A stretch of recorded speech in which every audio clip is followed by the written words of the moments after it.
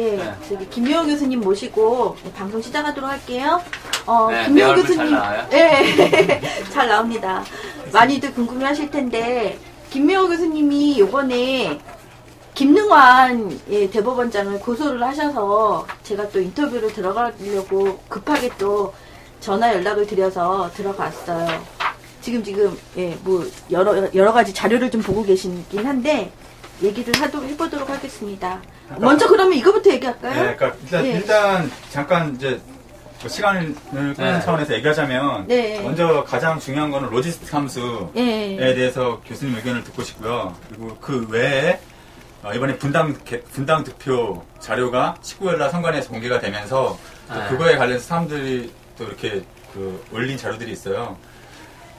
그런 부분들, 그러니까 일반 시민들이 어떻게 보면은 정말 노가다성 어떤 작업을 열심히 하셔서 일일이 그 수학자의 입장으로서 교수님의 말씀을 듣고 싶고요. 그리고 또 덧붙여서 이번에 그 김능환 전 선관위원장을 직무유기 및 북헌 유린 문란 그 혐의로 어떻게 고소를 하셨잖아요. 그래서 그 부분에 대한 입장도 듣고 또 그리고 지금 우리가 이제 당선무효 소송이 아닌 선거무효 소송을 지금 들어가려고 들어갔어요. 네, 들어갔죠. 그래서 지금 준비하고 있는데 그것에 대한 어떤 또 그 법에 대한 많은 지식이 있으시니까 입장을 한번 좀 들어보는 그런 거. 플러스해서 여기 또 올려오시는 내용들이 더 덧붙이셨으면 또 여쭤보고 이렇게 편하게. 너무 한꺼번에 질문하셔서 하나부터 할까요? 하나씩 일단 가장 중요한 게 일단은 이거는 좀 그래요. 저 같은 경우도 그렇고요.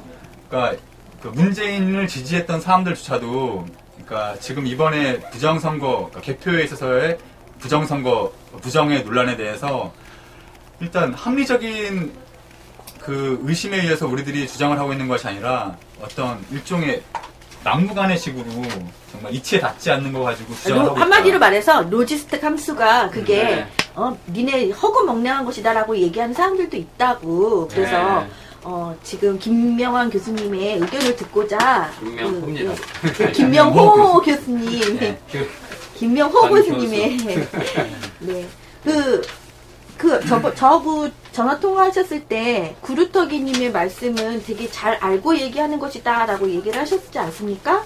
아는 데에서 대답을 해주신다고 하셨으니까 한번 얘기 좀 해주시겠어요? 이면지는 이것저것 돼요. 제가 아는 거는 지금 수학은 아니고 대부분 이제 순수 수학을 하는 사람들은 거의 몰라요 이런 거 잘. 그러니까 통계나 이제 무슨 의대나 경제학 하는 사람들이 오히려 이런 데이터 일단 실험에 의해서 나온 데이터가 있으면 근데 데이터라는 건 지금 뭐를 알려고 하냐면 두 개의 변수가 있으면 그 변수의 상관관계를 알려고 그래요. 예를 들어서 이제 의대에서 많이 하는 것처럼 담배 많이 피는 사람이 어떤 폐암에 많이 걸릴 확률이 뭐냐 이런 것들에 대한 관련성. 그래서 이제 일단 담배 뭐 한 가지 피는 사람, 뭐 두 가지 피는 사람 뭐 이런 것들로 X의 변수를 보고 Y는 이제 뭐랄까 암에 몇 살에 걸렸든가 몇 명이 걸렸든가 이런 거로 Y의 그 변수를 보고 그 상관관계를 알려고 하는 거죠. 그러니까 여기에서도 이제 보면은 시간대 이쪽에는 X가 시간대 변수고 Y는 이제 득표수에 그걸 한 건데 여기서 핵심은 그렇습니다. 로지스틱 함수라는 것이 중요한 게 아니라 이게 너무나 이쁘게 나온 거예요. 그거는 사실상 이 그루트기 추억이라는 사람이 얘기한 것처럼 대부분의 우리 자연계 현상에 이렇게 데이터를 갖다가 측정을 하면 그렇게 이쁘게 나오는 게 거의 없거든요. 예를 들어서 뉴턴의 만류인력 법칙 같은 것들도 거리에 제곱에 반비례한다. 힘이 두 개의 이제 질량이 있는 게 있으면은 그것이 이제 그런 것조차도 계산을 해버리면은 해가지고 점을 찍어보면은 그렇게 그 R 제곱분의 1 그러니까 거리 제곱분의 뭐다 하는 것들이 거의 그렇게 나오질 않아요. 자연계는 거의 그런 게 없어요. 그러니까요. 그러니까 일단 여기에서 이 로지스틱 함수냐 이런 것이 중요한 게 아니에요. 그렇게 이쁘게 나오지 않는다는 얘기예요. 거의 다. 그렇기 때문에 일단은 의심을 하게 되는 겁니다. 그리고 이 사람은 하나의 아까 얘기를 하려다 말았는데 여기 PT라는 함수가 완벽한 함수가 아니에요. 그러니까 이 t라는 특정한 값에 의해서만 있는 거지. 예를 들어서 1.5라든가 이럴 때는 값이 정의가 돼 있지 않다고요. 그렇기 때문에 이거는 사실상 어떻게 보면은 어떤 로지스틱 함수라고 하기 정확하게 얘기하면 아니기도 하면서 이라고 할 수도 있어요. 어떤 면에. 왜냐하면은 이 중간에 정의는 안 돼 있단 말이에요. 그러니까 나도 처음에는 좀 약간 그 혼동을 했었는데 그런 면이 있고, 여하튼 핵심은 그거예요. 어떤 여태까지 그 뭐라 그럴까 자연적으로 발생한 것들을 이렇게 찍어보면, 자료로 찍어보면 그런 것들이 그렇게 아주 이쁘게 나오지 않는다 이거죠. 어떤 함수라든가 이렇게 맞게 나오는 건 거의 없다는 얘기예요. 근데 일반 이제 그 신문지상에 로지스틱 구루터기 추억님의 글에 대해서 반박한 교수님들의 얘기를 들어보면 일단 유력 대상 주자가 2명이었고, 그리고 뭐라 그럴까, 그 사람들 굉장히 많은 표수가 동시다발적으로 개표되는 상황에서는 어떻게 보면 그런 이상적인 함수의 모양이 그려질 수도 있다. 이제 그런 헛소리지. 얘기가 헛소리. 헛소리인가? 한 마리 헛소리고 개소리. 예. 각자가서 얘기해서 네. 거기에 대해서 이제 그루터기 추억이 이제 또 반박을 한 걸 보면은, 물론 이제 그 사람도 처음에 할 때 다 항상 뭐 보면은 트라이얼 앤 에러예요. 그렇게 사람이 처음에 이 그루터기 추억도 처음에 이게 너무나 이쁘게 나와서 이렇게 나올 수가 없다는 그 자기의 경험상으로 해가지고 시작을 했어요. 그러다가 점점 이 사람의 그 소위 논리 전개라는 것도 자꾸 더 세련되고, 그래서 보면은 이 사람이 그 맨 처음에 그 헛소리 한 교수들, 내가 얘기했잖아요. 영화에서 얘기한 부러진 화살에도 얘기했잖아요. 우리나라에 전문가가 없다. 사기꾼 빼고. 맞습니다. 내가 괜히 얘기한 소리가 아니에요. 우리나라 대부분의 교수들이라는 것들은 교수질을 업으로 삼는 형편없는 인간, 한심한 인간들이에요. 네? 난 옛날에 학교에 있을 때도 한 우리나라 교수 중에 70% 이상은 다 내쫓아야 된다고 얘기한 사람이에요. 네? 그렇기 때문에 그 교수들이라는 것들은 얘기한 것들은 알맹이 없는 얘기들을 한 거예요. 한마디로 그 사람들의 말이 그렇게까지 완전히 틀렸다. 예를 들어서 1 더하기 1이 너 3이라고 한 거냐 하는 식으로 틀렸다고 얘기할 수는 없지만 답을 얘기한 건 또 아니에요. 그 사람들이. 그렇죠. 실질적으로 문제는 그런 것들이에요. 그러니까 두리뭉실하게 얘기한다는 얘기예요. 그러니까 맞아. 실제로 제일 정확하게 얘기하고 거기에 생각하고 거기에 생각을 더 발전시키고 잘못된 거를 더 해온 사람은 그루터기 추억밖에 없습니다. 네. 내가 보는 한. 네. 그러니까 다른 그런 뭐 교수라는 질 하는 놈들의 얘기는 들을 필요도 없어요. 그것들은 자기 이름을 걸고 정말로 이거에 그 사람들한테 정말 묻고 싶어요. 내가 얘기하고 싶은 건 딱 당신네들이 여태까지 논문에 낸 거 발표한 것들 중에서 이만큼 이렇게 이쁘게 맞는 함수들 찾은 거 있냐고 물어보거든. 그거 있으면 달라고 그래요. 없을 거예요? 네, 그러니까 그런 거랑 당신네들이 여태까지 그런 거 소위 데이터 피팅이라고 그러는가 뭐 커브 피팅이라든가 말은 여러 가지 많습니다. 그건 중요하지 않아요. 어쨌든 자료가 있고 그 자료에 대해서 아까도 얘기한 것처럼 핵심은 뭐냐면 두 개의 변수가 있으면 두 개의 변수의 서로 상관관계를 찾으려고 하는데 그런 것들에 대한 것을 찾는데 함수들이 그렇게 기가 막힌 걸 장생들이 찾은 거 있냐? 그 다음에 여태까지 있었던 거 다 한번 보여달라고 그러면. 그러면 거의 없어요. 그런 거. 저도 이런 걸 아는 게 수학을 해서 안 게 아니라 성대에서 쫓겨나가지고 제가 그 1999년인가? 98년인가? 그때쯤에 한 10개월 동안 이런 일을 했기 때문에 그거에서 알아요. 그러니까 데이터를 가지고 두 개의 변수가 있으면 서로 간의 상관관계를 나타내는 함수가 뭔가 하는 걸 찾는 거는 소위 그 SPSS라든가 SAS라는 소프트웨어가 있어요. 그러면 이제 거기 개수를, 자기가 대강 이제 짐작하는 함수가 있고, 거기에 개수를 찾는 거는 그 소프트웨어가 다 알아서 해줘요. 그래서 이제 그루터기 추억도 그런 걸 이용을 해서 그걸 보여준 거고, 그 사람이 반박한 거, 사실상 저도 그 그루터기 추억이 얘기한 것들을 전부 세세히 따라간 건 아니에요. 근데 내가 그 사람 말을 훨씬 더 믿을만 하다는 거예요. 그 사람은 뭔가 이거를 정말 연구한다는 심정으로 마음을 가지고 그걸 갖다가 한 거고, 딴 놈의 그 교수질을 하는 인간들이 한 것들은 무성의 내지는 자기가 뭔가 뭐라 그럴까, 누구한테 불이익을 당할까 말 조심하느라고 헛소리만 짓거려 된 겁니다. 아무튼 그 담대지급도 여쭤볼게요. 일단 이 로지스틱 함수 식 자체는 일단은 수식으로서 수학자 입장에서 문제가 없다는 말씀이신가요? 그거는 얘기하기가 좀 곤란해. 그런 질문 자체가 좀 잘못된 거라는 얘기예요. 그러니까 뭐냐면 내 얘기는 하여튼 득표수에 대해서 그렇게 이쁘게 나오는 것이 자연계에 거의 없다는 얘기예요. 그렇기 때문에 수식으로 나타내는 이 사람은 그냥 그걸 갖다가 하나의 로지스틱 함수라고 자기가 비슷하다고 생각하고도 그걸 비슷하게 접근을 한 것 뿐이고 그걸 로지스틱 함수라고 얘기하는 건 조금 대사씨는 그거는 마땅하게 그분이 질문 마땅하게. 자체도 조금 그럼 이렇게 여쭤보면 될까요? 그러니까 어떤 하나의 식을 만들었는데 그 식의 미지수, 그러니까 x에 그러니까 변수라고 해요. 변수. 변수에 어떤 숫자를 대입했을 때 그 식을 통해서 나온 도출된 값이 그러니까 실제 우리가 나왔던 이번에 누적 득표 수와 일치하는 이 현상이 그러니까 어떤 자기적인 것이 아니라 충분히 수학적으로 설득력을 가질 수 있는 그런 이 함수는 그걸 찾은 건 아니에요. 내가 아까 얘기한 것처럼 여기에 문제는 f라는 함수인데 f라는 함수가 다른 여기 2의 t승 같은 거는 이미 정해진 잘 알려진 함수지만 pt가 문제라고 pt가. pt가 문제인데 지금 이 데이터는 뭐냐면 30분마다의 간격을 가지고 한 거죠. 그러니까 이게 30분마다의 간격이에요. 1, 2, 3, 4, 5 그게. 그게 pt라는 함수는 30분마다의 점들에 대해서는 정의가 돼 있지만 1분마다에 대해서는 없다고 이게. 근데 그 자료들이 있는데 지금. 근데 그거를 만들진 않았잖아요. 이 사람 어쨌거나. 중요한 건 이거는 정확하게 이 사람이 그런 걸 만든 건 아니에요. 아니라고. 공식적으로는 아닌데 이 교수님의 말씀은 이게 논리정연하게 거기에는 맞는다는 얘기잖아요. 이쁘게 만든 함수는 이렇게 나올 수 없다. 이거는 들어간다는 얘기. 그러니까 이게 함수가 아니라니까. 이게 함수가 어떻게 얘기하면은 지금 요 점에서만 정했지만 아까 얘기한 것대로 1에서 2 차이가 1이잖아요. 그럼 30분 차이면은 이걸 30분의 1로 쪼개버려야 된다고. 그 사이사이는 30분의 1일 때는 값이 정의가 없잖아요. 여기가. 없다고 이 값이. 없어요 이걸. 그렇기 때문에 이건 정확하게 그거라고는 얘기를 할 수 없어요.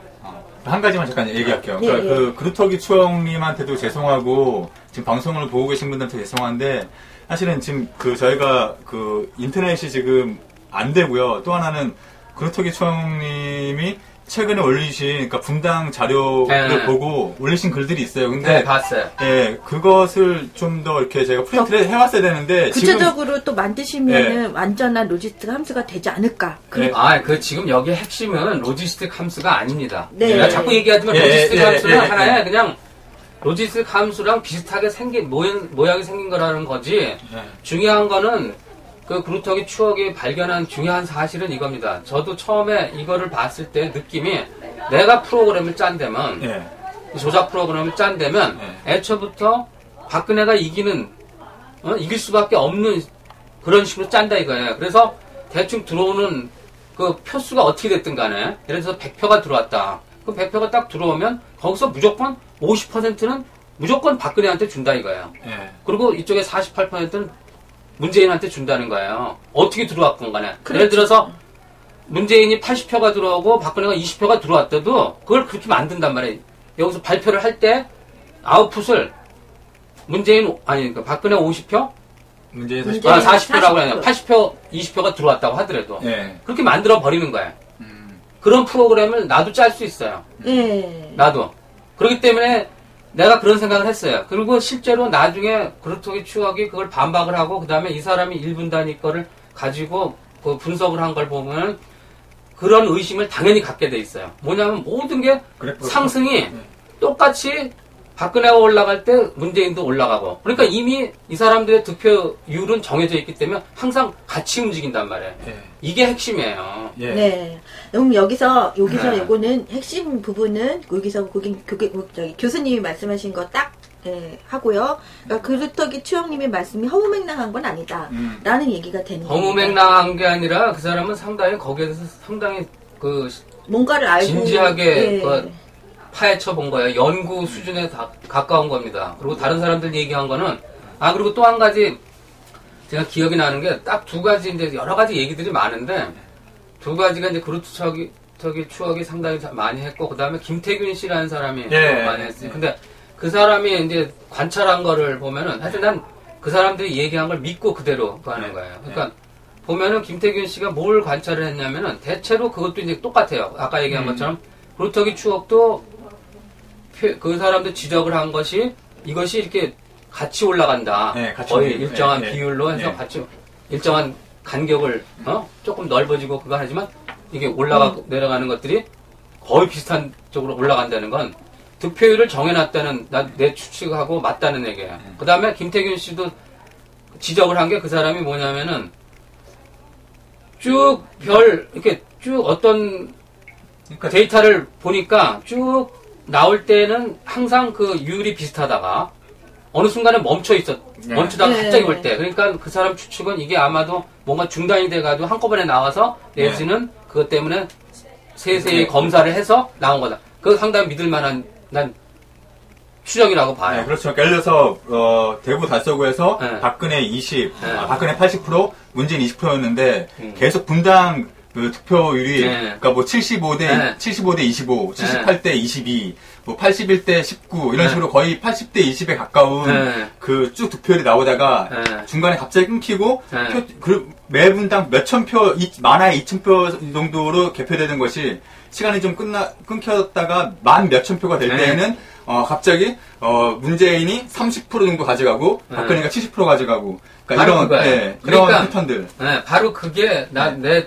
추정하고 상당히 맞아 떨어진다는 얘기예요. 그러니까 미리 정해놓은 게 있는데 그때 이제 중단이 돼가지고 제대로 계산해 보니까 원래 제대로 나온 거죠. 그렇죠. 그렇게 추정이 되는 거죠. 그러니까 그런 추정이 가능해요. 그래서 저는 거기에서 가장 핵심적인 게 의심스러운 게 아니라 거의 확신을 해요. 나는 이게 부정선거, 전산 조작에 의한 부정선거라는 거의 95% 이상, 99% 확실합니다. 그런 것으로. 그러니까, 왜냐하면 이건 과학자로서는 실제로 100%는 없어요. 이 세상에는 확률이 0인 것도 없고, 확률이 1인 것도 없어요. 그냥 그 정도 되면은 일단 자기가 딱, 자신있게 얘기를 해요. 그 다음에 이제 실증에 들어가는 거죠. 실증은 바로 수개해보는 거죠. 따져보는 거죠. 그게 아인슈타인도 그렇고, 또 뉴턴도 그렇고 그 정도의 자기 나름대로 추정을 머릿속에서 하고선 이론을 세워놓고 이 정도면 자기가 어느 정도 확신이 세고 발표를 하고 그 다음에 이제 실험을 들어가는 거죠. 그래서 거기에 이제 오차가 좀 있긴 하지만 상당히 맞는다. 그러면 이 이론을 자기가 뭔가 했다는 생각을 하는 거예요. 그러니까 이 정도 되면요. 과학자로서 이런 식의 문제 정도로 딱 나왔다 그러면 이거는 확신을 갖고 검증을 해봐야 된다. 검증을 당연히 해죠. 들어가는 거죠. 수개표를 해야 된다. 그러면 수개표는 법으로 정해져 있는 거예요. 그럼 뭐 당연히 안 했으면은 무효예요. 선거 무효. 그거는 그래서 제가 이제 김능환을 고발을 한 것도 순전히 이제 네티즌에 거기에 있는 그 자료를 가지고 그 사람들 믿고 안 했으면 그 사람들이 허위사실 유포죄로 처벌을 받아야 되고 그게 사실이라면 당연히 이거는 무효죠. 단 한 군데라도 안 했으면. 지금 시간상 정말 제대로 된 수개표를 했다면은 그 개표 그 시간 안에 당선 유력과 당선 확실히 나올 정도의 개표율을 가질 수가 없잖아요. 이번에 선관위에서 시연도 했지만. 글쎄, 나도 그거를 들어보니까 뭐 6,000표를 한 2시간인가 반 정도 걸렸어요. 2시간 반이요. 그런데 뭐 2,000표라는 소리도 있는데 2,000표가 첫 번째 돌리고 그리고 또 나머지 또 돌리고 그랬는데 그거 다 6,000표를 그래서 2,000표를 한 건데 그게 2시간 30분 걸렸어요. 그럼 해서 6,000표를 봐주죠. 6,000표를 해서 2시간이라고 짧게 해더라도 보통 여러 안 되는 거죠. 동시다발적으로 한다고 하더라도 만약에 한 지역구에 총 그 개표를 해야 될 투표용지가 강남을 같은 경우가 투표함이 55개였어요. 저번 총선 때. 그걸 기준으로 해봐도 3시간 안에는 절대로 일어날 수가 없는 거죠. 그러니까.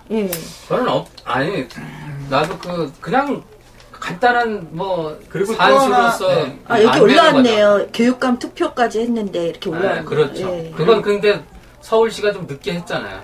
늦게 그거 아마 교육감 투표가 나온 김에 교수님도 보셨다고 하는데 그러니까 어제 재미난 또 하나의 그 개표 분석이 나왔잖아요. 이건 출력이 되더라고요. 희한하게.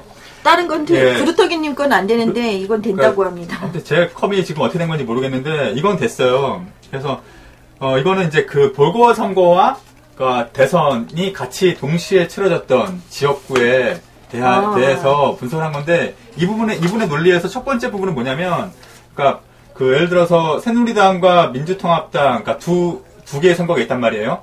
그런데 그 그러니까 다른 후보자 같은 게, 예를 들어서 새누리당의 그 뭐 남정화라는 후보자보다 그러니까 박근혜 후보자의 득표수가 더 늘어난다. 예를 들어 대선 후보가 늘어나는 양에 대해서 어떻게 이분은 계산했냐면, 그러니까 그 똑같이 민주통합당의 어떤 지역구 후보보다 문재인 후보가 준 그 수에서 무효표, 그러니까 그 보궐선거 무효표 수를 더하고 거기에서 빼기를 뭘 빼냐면, 대선에서 무효표 수와 그리고 그 군소hu보 사인의 표수를 빼게 되면은 박근혜 후보의 득표수가 늘어난 거에 증가량분에 거의, 그러니까 오차가 많아야 한 1, 2표 정도밖에 안 나는.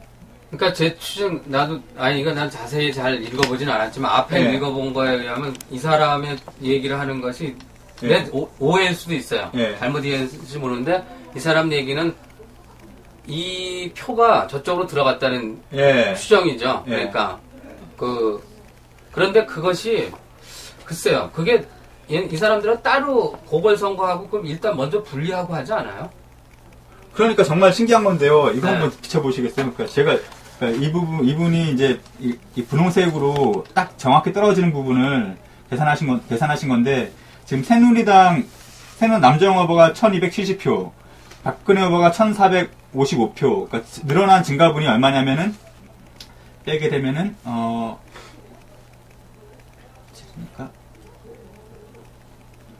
185표란 말이에요, 185표. 박근혜 후보가 185표가 늘어났어요. 그런데 이 185표가 어떻게 늘어난 거냐면, 일단, 민주통합당 이영실 후보는 1644표, 그리고 문재인 후보는 1528표. 그러니까 얼마가 줄었냐면은, 1644에서 1528을 빼면은 116표거든요. 그러니까 185라는 것이 116표 플러스, 그리고 지금 무효 투표수 있죠. 그러니까 보궐선거에서 무효 투표수 86을 더하고, 여기에서 뭘 빼냐면 대선 후보에서 무소속 사인표수랑 무효표수를 합하게 된 것이 17표거든요. 빼기 17을 하게 되면은, 이걸 더하면 얼마죠? 116에 86을 더하면 202죠. 202에서 17을 빼게 되면 185라는 숫자가 나온다는 얘기예요. 이런 식의 계산이 지금 이게 가장 정확하고, 나머지는 한 표나 두 표 정도 차이가 나고 다 이렇게 되고 있어요.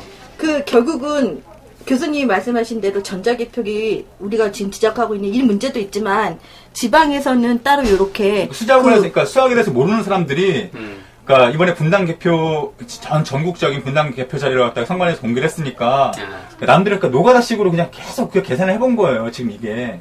노가다는 아닌데, 이 정도면. 그렇죠. 아무튼 수학자 정도는 아니고, 일반 사람인데, 그거 안 하고, 솔직히 뒤에 거는. 대단합니다. 저도 잘 이해를 100%, 아까 제가 자세히. 대단한 것 같아요. 자세히 못 봤는데, 이건 좀 솔직히 제가 잘 이해를 못했어요. 그러니까 너무 좀, 100% 이해가 안 되더라고요. 제가 머리가 딸려가지고. 그래서.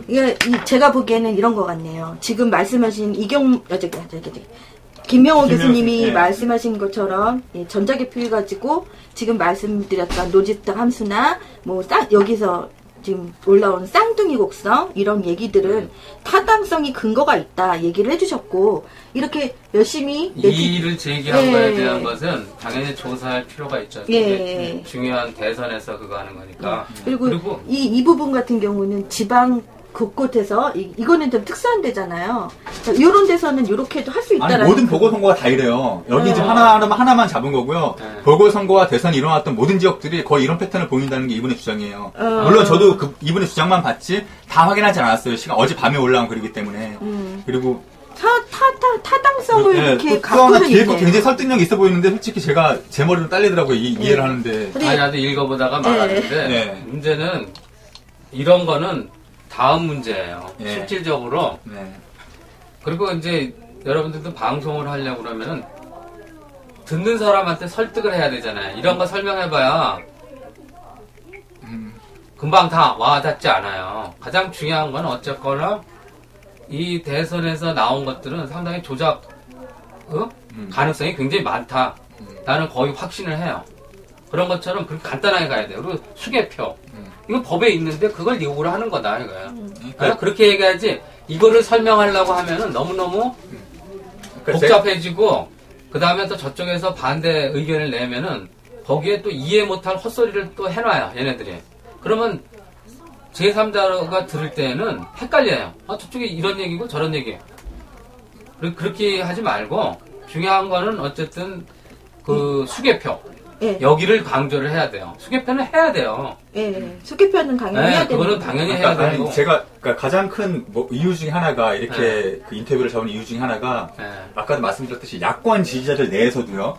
지금처럼 이 그 개표율을 가지고 개표에 있었던 부정을 의심하는 사람들에 대해서 그러니까 속된 말로 하면 또라이들이다, 쟤네들. 그러니까 뭐 제 2의 타진요냐. 그러니까 말도 그러니까 그루터기 추억이라는 이상한 사람이 올린 걸 가지고 이게 무슨 뭐가 되는 것처럼 나서고 있다. 이런 거에 대해 이렇게 생각을 하고 있단 말이에요. 그래서 제가 그분들만이라도 어떻게 보면 힘을 모아야지 우리가 수개표를 하건 아니면 이번에 그 관권 개입, 국정원이 개입했다는 그런 부정선거에 대해서 뭔가 우리가 야권이 뭉쳐야지 더 큰 목소리를 낼 수 있잖아요. 근데 지금 분열되어 있다고요. 그러니까 이런 개표 부정에 대해서 의심하는 사람들에 대해서 좀 이렇게 다 삐딱하게 잘못된 사람이라고 보는 시각 때문에. 그래서 저는 교수님은 그래도 박사 학위도 있으시고 분명히 수학자시니까. 중요한 거 아니에요. 그러니까 근데 어떻게 보면은 그런 것들이 일반 사람들한테는 분명히 호소리 있게 다가갈 수 있다고 생각하기 때문에. 나는 그 껍데기가 있다는 것들, 우리나라에 껍데기 있는 것들은 다 쓰레기거든요. 난 사실 그런 것들 아주 그러니까 상식적으로 해서 도대체가 문제가 있는 거. 그러니까 저는 가장 기본적인 거를 얘기를 하자는 얘기예요. 법에는 분명히 수개표 하는 거, 그거로 돼 있으니까 그거 해달라는 것 뿐이에요. 그러니까 그렇게 출발을 해야지 복잡한 거로 들어가면은요, 이해 못 해요. 그리고 저쪽 상대방에서 물 흐리려고 하는 사람들이 또 되지도 않는 소리를 그런 거 가지고 또 그렇게 얘기를 하다 보면은 판단을 못 하는 사람, 대부분 사람들은 판단을 못 해요. 그냥 남의 말을 옮긴다고. 예를 들어서 석궁 사건에서의 그 성대 입시 문제가 틀렸다고 하는데 여기 있는 사람들 중에 그거 틀렸다고 하는 사람 아는 사람 뭐 있어요? 판단할 능력 없잖아요. 그렇죠? 근데 그냥 그런가 보다고 하는 거예요, 다. 그러니까 중요한 거는 제일 쉬운 거로 접근을 해요. 그렇게 복잡하게 하지 마요. 이거 의미 있는 얘기입니다만은 이런 것들은 사실상 어떻게 보면은 어느 정도 좀 그 지식이 있고 하는 사람들 사이에서 얘기가 돼야 되는 거예요. 일반 사람들한테 이걸 설명을 하려고 하지 말아요. 이런 것도 있다는 것만 하지 그게 굉장히 중요해요. 전략상으로도 굉장히 중요합니다. 이런 말을 제대로 알리려면은 쉬운 쪽으로 가야 돼요. 예를 들어 지금 싸이의 그거? 강남스타일. 그게 왜 히트를 친 거예요. 단순하거든요. 리듬이. 신나고. 그러니까 모든 게 어렵고 그런 것들은 어려운 사람들한테 맡기고 쉬운 쪽으로 설득을 시키려고 하세요. 우리가 요구하는 거는 문재인이 좋아서 난 문재인 싫어요. 난 문재인 사기꾼이라고 한 사람이고 교수님 박근혜가 더 싫어. 박근혜가 더 싫고 그런 것 차이고 내가 얘기하는 거는 누가 당선되는 건 중요하지 않아요. 중요한 건 우리 국민의 권리 내가 투표한 거에 대한 정확하게 그게 인정이 되는 거 그거 수개표란 말이에요. 그리고 법에도 명확하게 규정이 돼 있고 그걸 요구를 하는 거라고. 다른 거 이런 거 백날 따져봐야 내가 아무리 얘기해도 석궁 사건도 마찬가지예요. 왜 그걸 이렇게 사람들이 그거에 대해서 흥분을 하고 하느냐 이해하기 쉽거든. 단순하고 그렇게 만들어야 돼요. 문제는 이렇게 들어가게 되면은 이거는 끝나지 않습니다. 내가 예를 하나 들을게요. 어차피 편집할 테니까. 지금 생방송으로 나가고 있어요. 그래요? 문제는 뭐냐면 제가 이게 실화예요.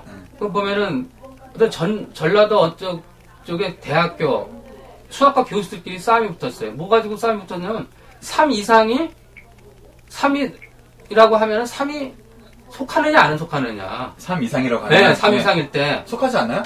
당연하죠. 그런데 어떤 나이 처먹은 교수가 아니라고 그런 거예요. 그런데 젊은 교수가 이거 말도 안 되는 얘기예요. 이게 사실 국민학교 정도나 초등학교에서 나오는 얘기인데 그거 가지고 우겨대니까 이 사람이 막 싸움이 붙었는데 딴 교수놈 새끼들은 입 다물고 있었던 거라. 그러니까 이게 어디로 갔는지 알아요? 이사장한테 간 거야. 이사장이 뭘 알아? 힘만 제일 있을 뿐이지. 그랬더니 이사장이 하는 소리가 양쪽 얘기를 듣고 나더니 그거 학설 차이구만 이러더래요. 그게 무슨 놈의 학설 차이인가? 그 정도로 대부분의 사람들이 어리석고 그다음에 조금 안 되는 사람들은 입을 쳐닫고 있다고. 비겁한 인간들이에요. 소위 우리나라에는 너무 비겁해. 내가 얘기하고 싶은 건 이게 지식인들이야. 그래서 지금도 다 도망가 버렸잖아요. 이 새끼들. 예, 맞습니다. 에? 쓰레기 같은 새끼들이라고. 이게 무슨 지식이냐. 내가 그래서 아까 얘기한 교수지를 업으로 삼는 쓰레기 같은 인간들이라고 다. 그게 한 놈도 없는 거예요. 내가 보다 못하고 해서 나는 그냥 수개표는 분명히 안 한 것 같은 그 증인들이 있기 때문에 그걸 때문에 건 거예요. 그것뿐이에요, 나는. 근데 수개표를 했다고 주장하는 또 선관위 있다는 게 있죠. 아니, 있는데 그 어느 한 부분이 있죠. 그럼 안 한 사람들은 뭐냐 이거예요. 거기 나오면 그러면 걔네들 주장을 하는데 그럼 증거를 대라 이거예요. 걔네들은 얘기해서 이의 신청이 없다고 그러지만 수개표 했다는 사람이 또 얼마나 있냐 이거예요. 거꾸로 질문을 해야 돼요. 그러니까 수개표 안 했다는 사람들은 나와서 얘기했지만은 수개표 했다는 사람들이 누가 있냐 이거예요. 그래서 실질적으로 그것부터 얘기가 나와야 돼요. 그러니까 교수님 말씀 알겠어요. 그러니까 뭐냐면 이렇게 그 이상한 뭐 그래프 모양이 나온다거나 수학식으로 증명이 된다고 해서 수개표를 갖다가 하자고 하면 안 되고 본질을 흐리는 거고. 그건 아니에요. 이렇게 해버리면 사람들이 납득이 안 될 것이고 단지 우리가 수개표 안 했다는 사람들의 참관인들의 증언들이 나오고 있으니까 속출하고 있으니까 이걸 근거로 수개표를 해야 된다라고 해야 더 세력이 있다. 그렇죠. 그거는 법적으로 당연히 보장돼 있는 권리고 그거 해야 되는 건 우리 국민의 의무이자 권리란 말이에요. 그래서 그걸 요구를 하는 거고 그 다음에 의심되는 거 있어요. 당연히 난 과학을 비교적 해온 사람으로서 의심되는 거 있고 그거는 이제 하다 보면은 다 터지게 돼 있어요. 예, 그거 가장 기본적으로 차근차근 가라고. 그러다 보면은 이거 의문 나는 거 따다닥 따지고 들어가면 수개표가 일단 시작이 되면요. 당연히 저런 것도 다 밝혀져요. 네. 이거부터 나가게 되면 저 사람들은 내가 처음에도 그 석궁사건에 재판할 때도 10가지 넘는 문제가 있었어요. 다 위법한 거예요. 그렇지만 전략을 짠 게 나도 가장 사람들한테 알기 쉬운 거. 부러진 화살. 사라진 게 아니라 바꿔치기 한 겁니다. 그 다음에 이 와이셔츠에 혀를 넣는 거. 그런 단순한 걸 얘기를 한 거예요. 그러니까 사람들이 그것만 보면 당연히 문제가 있다는 걸 인식을 하듯이 그러면서 그 안에 뭐 수색영장 안 한 건 그게 되고 난 다음에 얘기를 하는 거예요. 그런 얘기는 안 나왔죠. 그 다음에 더 중요한 거는 사실상 대법원의 범죄 단체라는 거. 대법원의 존재라는 게 그러니까 사실 선거무효소송 백날 해봐야 소용없어요. 실제로는 여기서 내가 얘기하고 싶은 건 이겁니다. 법을 지켜달라는 얘기예요. 그러니까 수개표 안 했으니까 수개표 해달라. 그거예요. 그리고 법원한테도 선거무효소송 해봐야 걔네들 이미 답이 다 결정돼 있어요. 수감으로 가기 위해서는 선거무효소송을 해야 되거든요. 아니, 그건 절차적으로 하긴 한데, 문제는 거기에다도 법대로 해달라고 요구를 그렇죠. 해야지. 그리고 그 사람들의 문제점, 걔네들이 법대로 안 하는 거를 하면서 그 법원에 대한 권위를 갖다가 다 까발려야 돼요.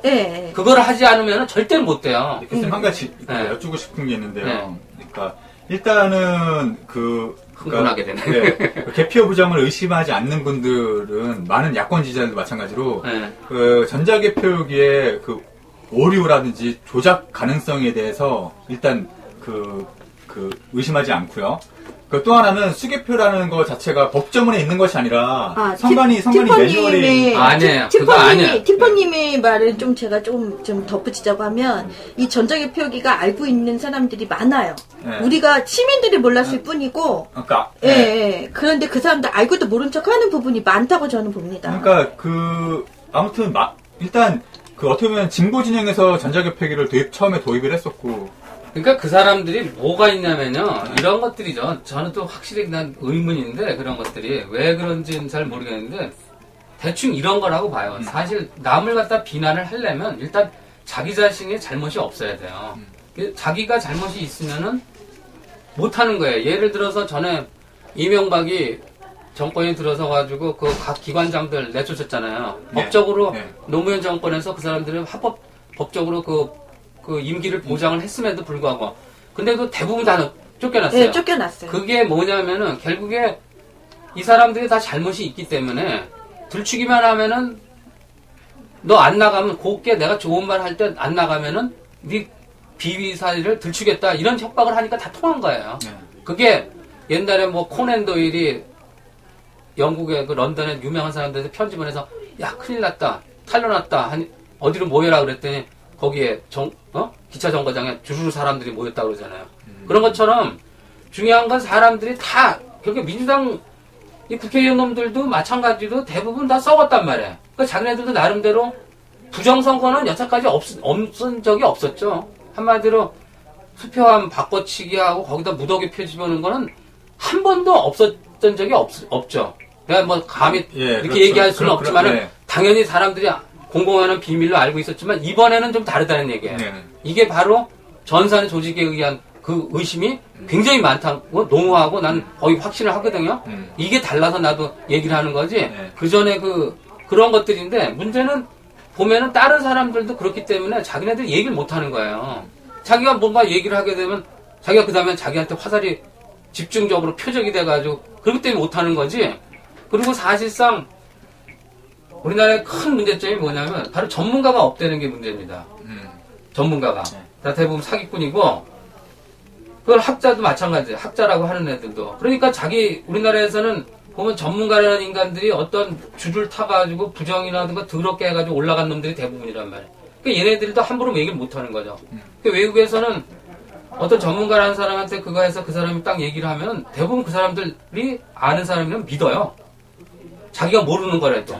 그렇지만 우리나라에서는 실질적으로 자기가 몰라요. 당연히 모르죠. 내가 아까 얘기한 것처럼. 한마디로 프로그램이라는 게 뭔지도 모르는 사람들이 많단 말이에요. 소스 코드가 뭔지. 그러면 모르는 대로 전문가라는 사람이 얘기하면 들어야 되는데 안 듣는다고. 안 듣죠. 네. 네. 이경록 교수님 같은 경우는 그러니까 국회에서 그런 것들이 결국에 뭐냐면 우리나라 사회는 개판이기 때문에 단순히 한마디로 얘기하면 개판이기 때문에 그래요. 그러니까 전문가 법원에 가서 물어본다고. 웃기는 게 법원이라는 게 비전문가 집단이에요. 걔네들이 뭘 알아? 그냥 법에 있는 거 몇 줄 더 아는 것 뿐이지 걔네들이 의학 상식이 있어 무슨 이런 전산 상식이 있어 개뿔도 없는 애들한테 걔네들한테 물어보는 거예요. 그러니까 자 보세요. 이번에도 이게 문제가 되는 게 한영수 씨라든가 이런 사람들이 내보낸 자료들 보면은 나도 이 전자개표를 갖다 기계장치라고 했잖아요. 이게 그 사람들도 어떤 사람이 나와가지고 얘기하는데 이게 선관위가 속였다고 얘기를 하는데 속였다고 하는데 속인 게 아니에요. 그건 뭐냐면 전문적인 돈 처먹었던지 내지는 로비를 받고 그렇게 한 거라고 말을 걔네들은 판사들이 뭘 알아 지네들이. 근데 그놈들은 당연히 로비를 받고 걔네들의 그걸서 해준 거라고. 나도 그걸 봤어요 그때 그거 기계장치라는 건 뭐예요? 그냥 이미지를 인식을 한다는 건 기계장치가 아니지. 그렇죠, 네. 이미지는 벌써 소프트웨어가 그걸 갖다 이미지 픽셀 같은 거 갖다가 인식을 한다는 거라고. 그건 프로그램에 의해서인데 거기에. 그렇죠. 예. 네. 그런 것들에 대한 상식이 전혀 없다고요. 몰라요. 그러니까 판사들을 그걸 공격을 했어야 돼요. 이게 허위 공문서 어떤 사람이 그러더라고요. 허위 공문서 맞아요. 허위 공문서라고 네. 얘기하셨어요. 그리고 이 결정이라는 게 헌재 결정이라는 게 이게 위법이에요. 왜냐하면 이 결정이라는 게 뭐냐면 사전 심사에서 한 거라고 심판에서 한 게 아니라 심판인 9명이에요. 이런 것들이 너무 모르는 거야. 그러니까 내가 얘기를 하고자 하는 거는 뭐냐면 이런 것들 모든 것들이면 우리가 사전 타임사 부분 다시 한번 말씀해 주세요. 그러니까 네. 헌법 소원을 하잖아요. 네. 헌법 소원을 하면은 그걸 9명에서 하는 거예요. 원래 그게 심판이라고 부르고 그거 전에 사전 심사 3명이 할 수 있어요. 그건 이제 옵션이라고 일종의 옵션인데 그게 소위 언론에 잘 알려졌다든가 이렇게 사회적으로 뭔가 그거 된 것들은 사전 심사를 거치질 않아요. 그냥 심판으로 가요. 심판으로 가는 그런데 이것들이 대부분의 95% 이상 국민들 힘없는 사람들은 그 사전 심사를 다 거쳐요. 거기서 95% 이상을 전부 각할 다 시켜버려요. 거기서. 그래서 내가 600건을 했다는 이유가 바로 그거예요. 거기서 다 사전 심사에서 사전 심사는 일종의 뭐냐면 이게 서류가 제대로 갖춰져 있는 이런 걸 보는 거라고. 그래서 다시 해라. 이런 건데 거기서 전부 각하시켜버리고 기각시켜버리고 불법으로 눈 딱 감고 기각해봐요. 그래놓고 어떻게 하나 또 거기서 이제 이의 신청을 하잖아요. 그러면 일사부재리 원칙으로 해가지고 다 기각시켜버려요. 그러니까 이게 뭐냐면 여러분들이 이게 중요한 게 이게 부정선거 그런 것의 문제가 핵심은 뭐냐면 우리나라 사람들이 법을 안 지킨다는 데 문제가 있는 거예요. 네. 가장 핵심은 거기에 있어요. 그러니까 한 가지만 더 그러면 일단 또 이것도 그러니까 제 입장은 아니고 아무튼 야권 지지자 중에 마찬가지로 개표 부정에 대해서 의심하지 않는 분들의 의심하지 않는 게 아니라 걔네들이 나 딱 잘라내서 돌대가리야. 그러니까 아무튼 머리가 나빠. 네. 걔네들은 한마디 내 얘기했잖아. 네. 아까 얘기했잖아. 네, 그 잘 알려진 성대 입시 문제에서 다들 그거 틀렸다고 하는데 가야말로 그거를 판단할 능력 있냐 이거예요. 사람들이 얘기하는데 확실한 증거 하는데 그러면 당신네들 내가 소스 코드 갖다 주면 알 수 있어? 내가 얘기하는 거 그거예요. 알아? 모르잖아. 저도 몰라요. 나도 프로그램 소스 랭귀지를 다 아는 건 아니에요. 근데 대강 나 어느 정도 알 수 있을 것 같아요. 한 달 시간을 주면. 네. 그러니까 대부분 사람들이 자기네들이 믿는 것들이라는 게 남의 말을 듣고 하는 거예요. 자기가 판단할 능력이 있어서 하는 게 아니라. 아무튼 여쭤보고 싶은 게 있다니까요. 그래. 예, 그래서. 뭐냐면 갑자기 또 미안해요. 말이 그래서 아니 저는 좀 이거는 여기에서 딱 교수님 말씀이 딱 정답이신 것 같아요. 이거 뭐냐 이거예요. 그러니까 전자 개표기를 전산 장비를 쓰면 안 된다는 그 법 조문이요. 그러니까 2000년도에 그 입법이 됐고 처음으로 전자 개표기가 도입된 해는 2002년도예요. 그러니까 노무현 대통령 뽑았던 16대 대선이거든요. 그거에 대해서 판결이 어떻게 나와 있냐면 이 법조문은 아직 우리가 쉽게 얘기해서 시대가 좀 덜 발달했을 때 나온 조항이고 지금 시대는 그때보다 훨씬 더 우리가 발전되어 있기 때문에 거기서도 뭐 보궐선거 등이라는 말이 붙어 있지만 그것 가지고 법원 판결은 뭐냐면 그것 가지고 현재 전산 장비를 갖다가 그 대선에서 못 쓴다라는 거는 말이 안 된다. 이게 더 대법원 판결이잖아요. 그건 뭐 보지는 않았는데. 그건 말이 안 되는 거라니까. 아니 근데 그게 할 말은 없어요. 왜냐하면 등이라는 것이 묘한 게 이게 이제 해석이 등에는 많은 게 들어가 있다고. 거기에 대통령 선거도 들어갈 수 있는 거예요. 할 말은 없어요.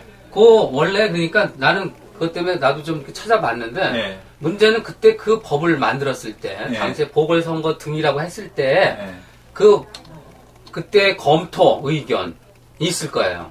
그런 걸 찾아봐야 돼요. 그러면 거기에 그 등에 대한 얘기가 있을지 몰라요. 그런 것이 뭐냐면 그때 보궐선거 같은 이렇게 좀 사소한 선거 등에서만 쓰겠다는 의미가 들어있을지 몰라요. 그래서 내가 찾아봤는데 못 찾았어요.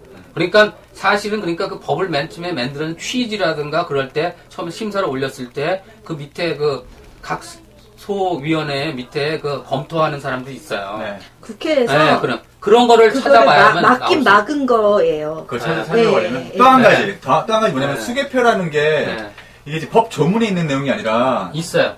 그러니까 178조. 178조 있어요? 178조의 검열. 그게 바로 수개표의 의미죠. 그리고 선관위 매뉴얼에만 있다는 거는 또 아니. 그러니까 나 선관위 매뉴얼은 중요하지 않고 수개표가 더 중요하다. 수개표에서 나오는 것이 뭐냐면 178조에 보면은 대충 얘기가 뭐냐면 출석한 시, 군, 관리위원들 전원은 투표수를 검열하고. 검열.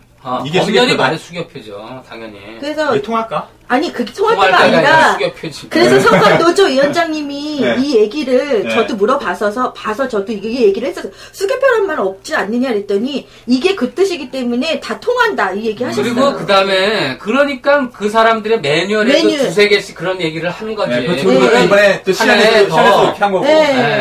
그러니까 법은 사실상은 그렇게 모든 걸 다 풀어 쓰진 않아요. 법 조문은 상당히 함축성 있게 조문을 작성을 하거든요.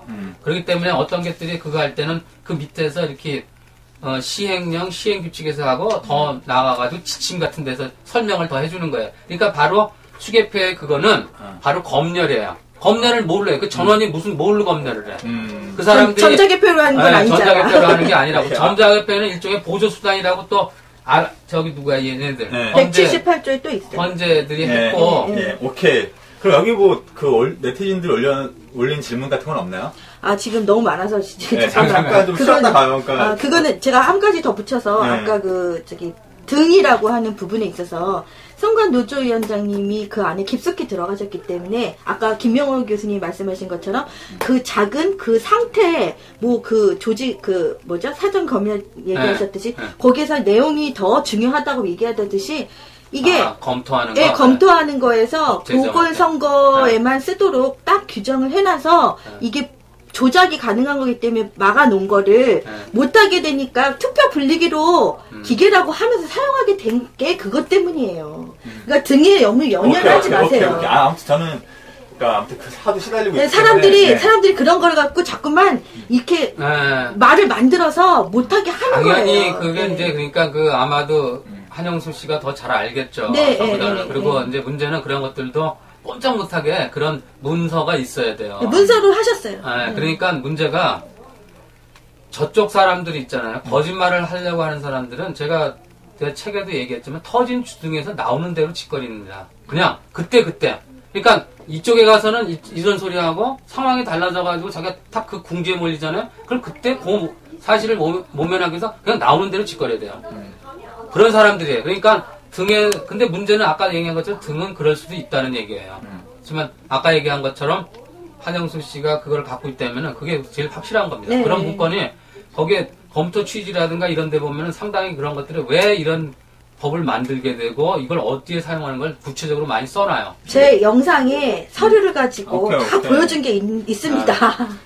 아무튼 저는 그분들의 그 입장을 좀 오늘 자리에서 좀 대변해서 티퍼 원님 같은 걸, 경우는 이제 트윗에서 막 이런 사람들하고 너무 싸우다 보니까 되게 궁금하셨다고 합니다. 또 하나는 그러니까 한영수 씨가 주도하는 선거물 협상인단에 저도 많은 그 힘을 실어주고 싶은데 오늘도 사실 트윗에서 굉장히 많이 이제 그 설전을 벌였는데요. 그런 분이랑 그러니까 그 취지와 정당성은 의심하지 않는데 그 과정과 또 그 사람들의 과거 이력들에 있어서 어떤 야권 지지자들이 쉽게 아니 그거는 이제 교수님한테 얘기할 질문이 아닌데요. 근데 그래도 교수님 법도 공부 많이 하시잖아요. 아니 그거는 그 다른 문제. 내가 아는 건 내가 관련했던 법만 알지 내가 뭘 법을 많이 해요. 쓸데없이 내가 필요 없는 걸 가져요. 하나는 약간 이거는 좀 재밌는 질문인데요. 그건 제가 아까 말씀드렸지 않습니까? 과거에 이런 거 있었던 부분이 있지만 이거는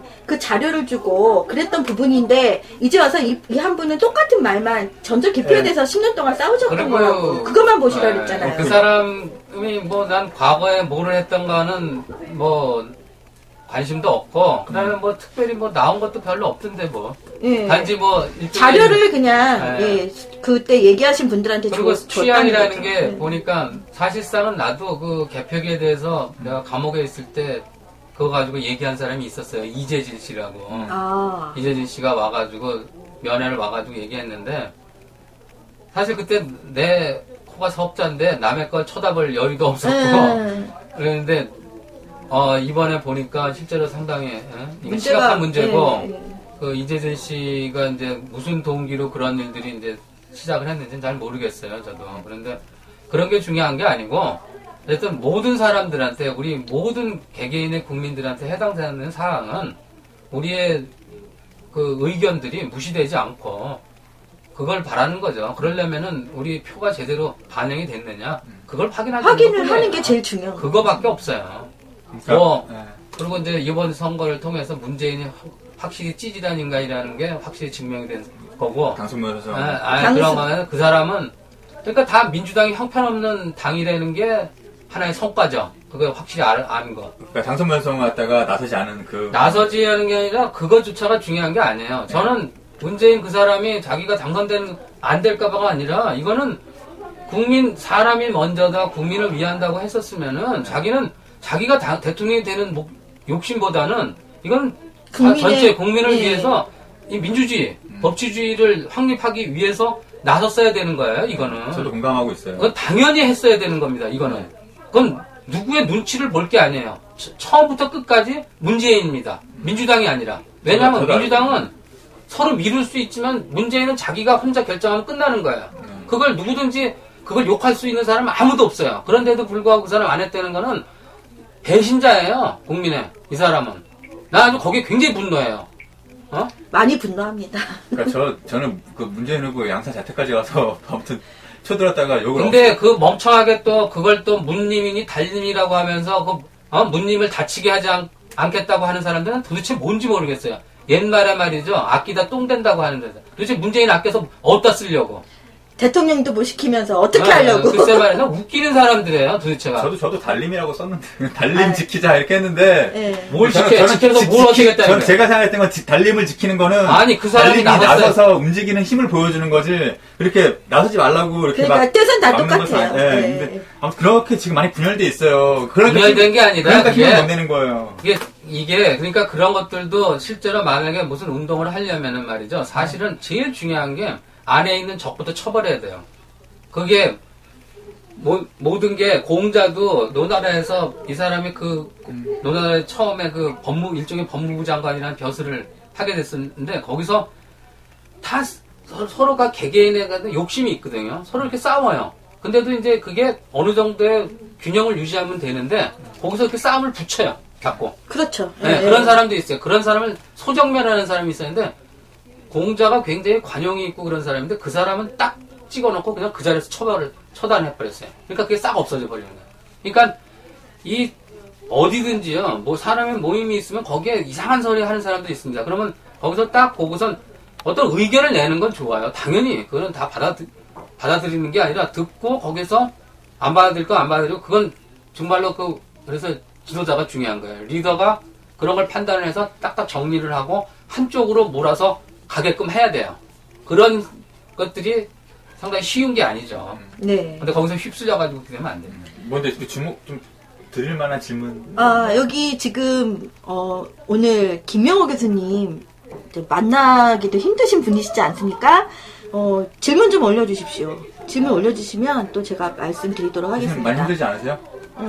요즘에 지금 감기 걸려가지고 죽겠죠. 참, 그러면, 단계에 있어요. 이거 지금 김능환을 고소를 하셨잖아요. 네. 김능환을 고소하면 이제 이게 어떻게 되는 건가요? 그러면 사건이? 사건이 뻔하죠. 검찰이라는 것들이 항상 우리나라는 묻지마, 검찰 이 인간들이 묻지마, 고소고발공화국이라고 그러는데 그게 아니라 묻지마 불기소 처분 공화국입니다. 이것도 그럼 빨리빨리 해야 되는 거죠? 이것도 단순제가요? 이거는 원래 법상으로는 형사소송법 257조인가 어딘가에 보면은 3개월이에요. 3개월? 접수된 이후 3개월인데 그거 안 지켜요. 쟤네들은요, 자기네들이 지켜야 될 건 안 지킵니다. 그게 뭐냐면 결과는 이미 결정돼 있어요. 불기소 처분.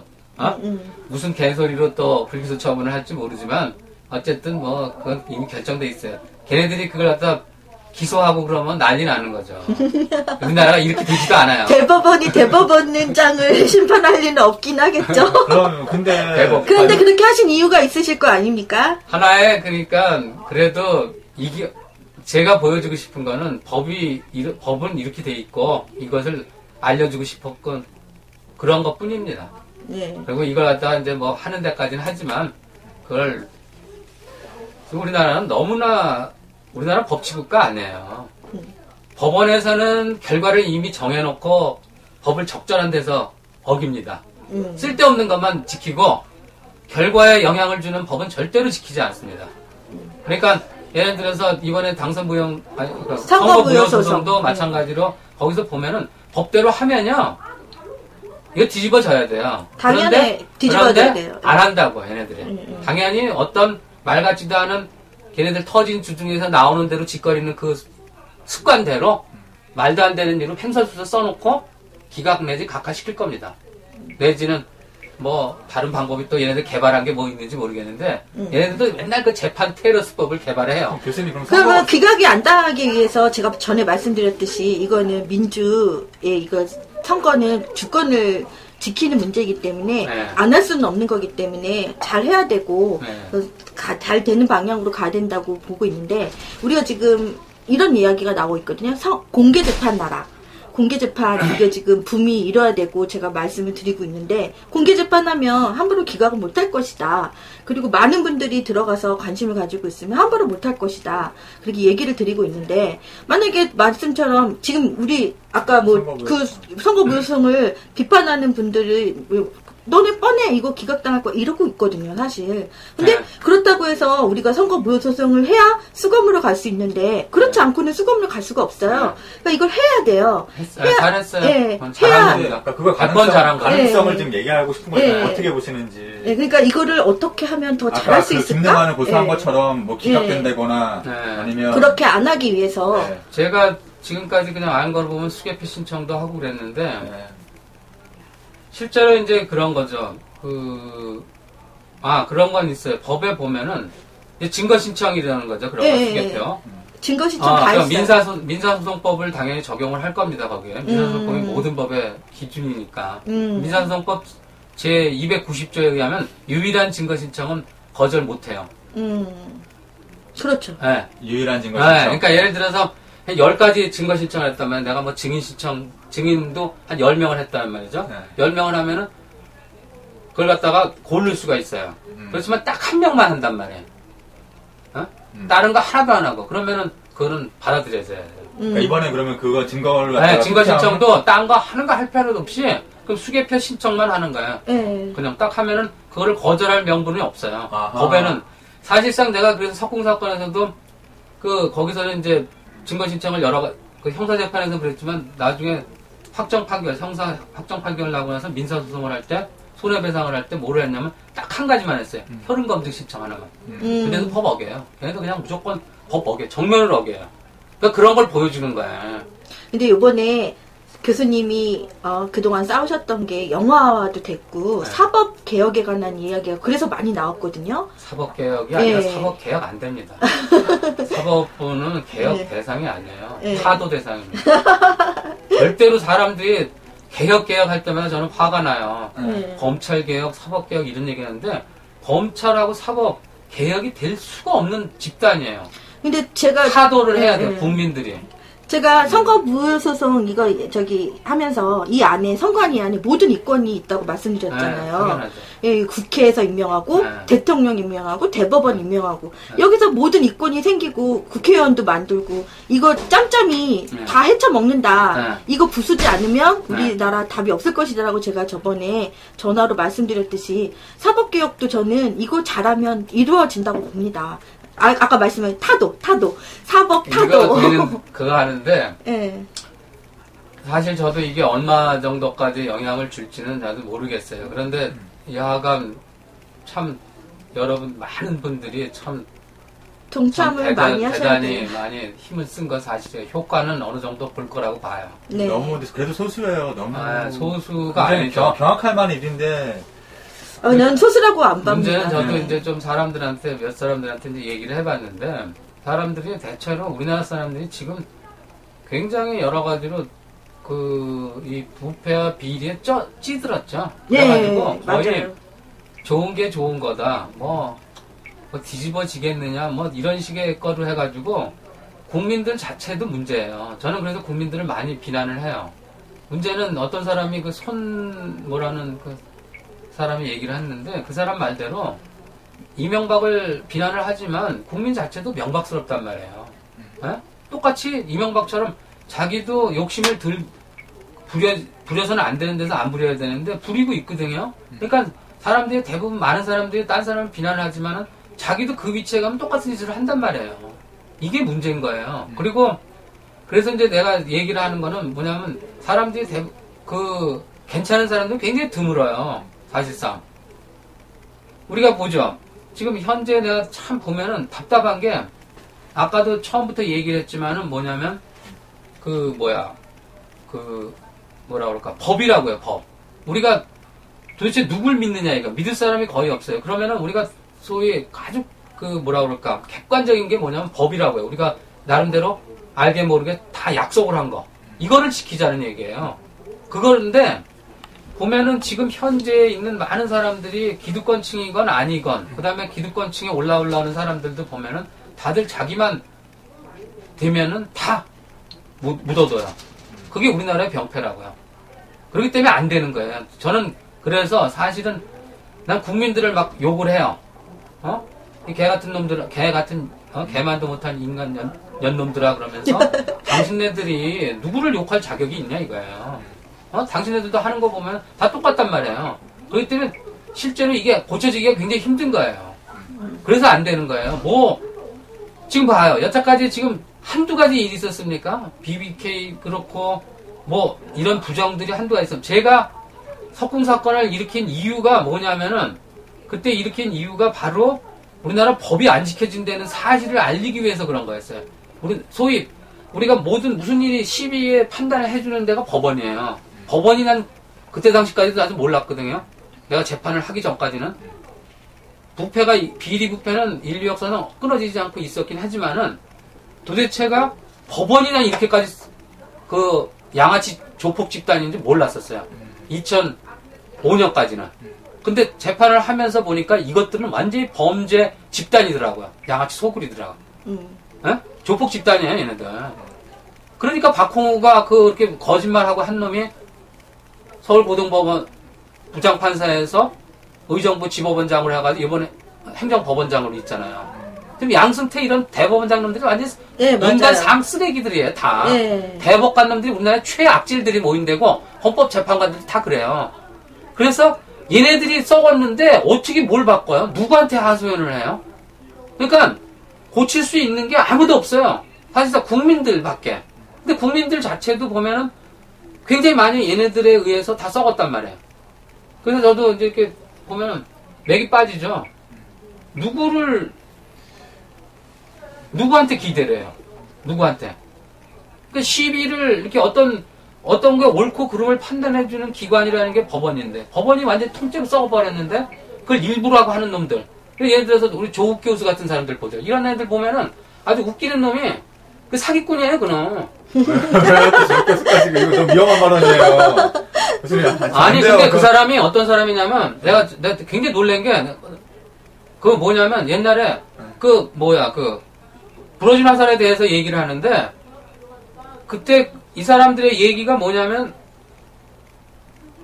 부러진 화살에서 법원에서 피고인 김명호가 얘기하는 증거 신청에 대해서 받아들여줬으면, 그렇게까지 이게 재판에 그렇게 문제가 있는 게 아니다는 식으로 다 발언을 했어요. 근데 그게 말이 안 되는 게, 그걸 안 받아준 것 자체가 위법이에요. 중요한 게. 그런 얘기 하는 사람들이 없어요. 지금 사실상 법원에서 그 사람들, 변호사라는 놈의 새끼들하고, 판사라는 놈의 새끼들하고, 법대 교수라는 새끼들이 이 부러진 화살에 대해서 말이 많다고 하면서 그것이 법원이 문제 있다. 이게 정관예우니 이런 게 문제가 아니라, 유전문제 뭐 이런 게 아니라, 법에 지켜지지 않는, 법이 지켜지지 않는 거. 위법하게 얘네들이 판사들이 했다는 것 얘기한 사람 하나도 없어요. 무슨 내가 얘기하고자 하는 거는 그거를 메시지를 전달하기 위해서 석궁 시위를 한 겁니다. 그거를 한 건데, 포인트를 못 잡고 딴 얘기를 하고 그게 억울하다. 억울한 게 아니에요. 나는 그때 전혀 억울하지 않아요. 나는 단지 얘네들이 법원이 당신네들이 생각하는 것처럼 정의해보는 그건 완전 개소리고 완전히 얘네들 법원 양아치 조폭 집단이다. 내가 그걸 알려주기 위해서 하나의 표본을 했는데 얘네들이 알기 쉽게 국민 초등학생도 속이지 못할 증거 조작을 한 거예요. 그런 식으로 하는데 그걸 핵심을 잡은 거 하나도 없어요. 내가 화가 나는 게 그런 것들이고, 그 소위 조국 교수가 저번에 작년 1월달인가에 소통회 장에 나와가지고 헛소리를 하더라고. 내가 분노했어요. 그런 인간이 소위 진보 교수니 진보 좌판이 하면서 소위 그런 식으로 잘못되고 있다고. 그리고 이정렬 그 판사도 마찬가지. 그럼 또 거짓말한 거라고. 그것도 그게 무슨 걔가 나를 이기려고 한 게 아니라 실제 얘기를 하죠. 그때 당시에 그 사람들이 왜 다시 한번 변론 제기를 했냐면요. 내가 이용훈 대법원장 놈이 허위공문서 작성을 범죄를 저질렀어요. 그래서 내가 그걸 고발을 한 걸 갖다가 서울중앙지검에 내고 그 고발장을 어디다 냈냐면 거기다 냈어요. 박홍구 재판부에 냈어요. 걔네들이 내가 낸 날짜가 2006년 7월 19일이에요. 근데 7월 21일 날 이틀 뒤에 선고 날짜가 결정이 돼 있었어요. 이것도 이미 한번 연기된 그거였었어요. 근데 그걸 받아보더니 이게 문제가 된다고 하니까 이걸 연기를 한 거야. 왜 했냐? 이게 문제가 되니까 이게 여론이 어떻게 돌아갈까봐. 무기한 연기를 한 거야, 얘네들이. 얘네들이 날 이기게 시키려고 한 게 아니라 그런 거짓말을 한 거라고, 얘네가. 그러니까 사람들이 너무 몰라요. 그런 것들에 대해서. 이정렬은 상당히 위선적인 인간이야, 그 사람. 근데 걔한테.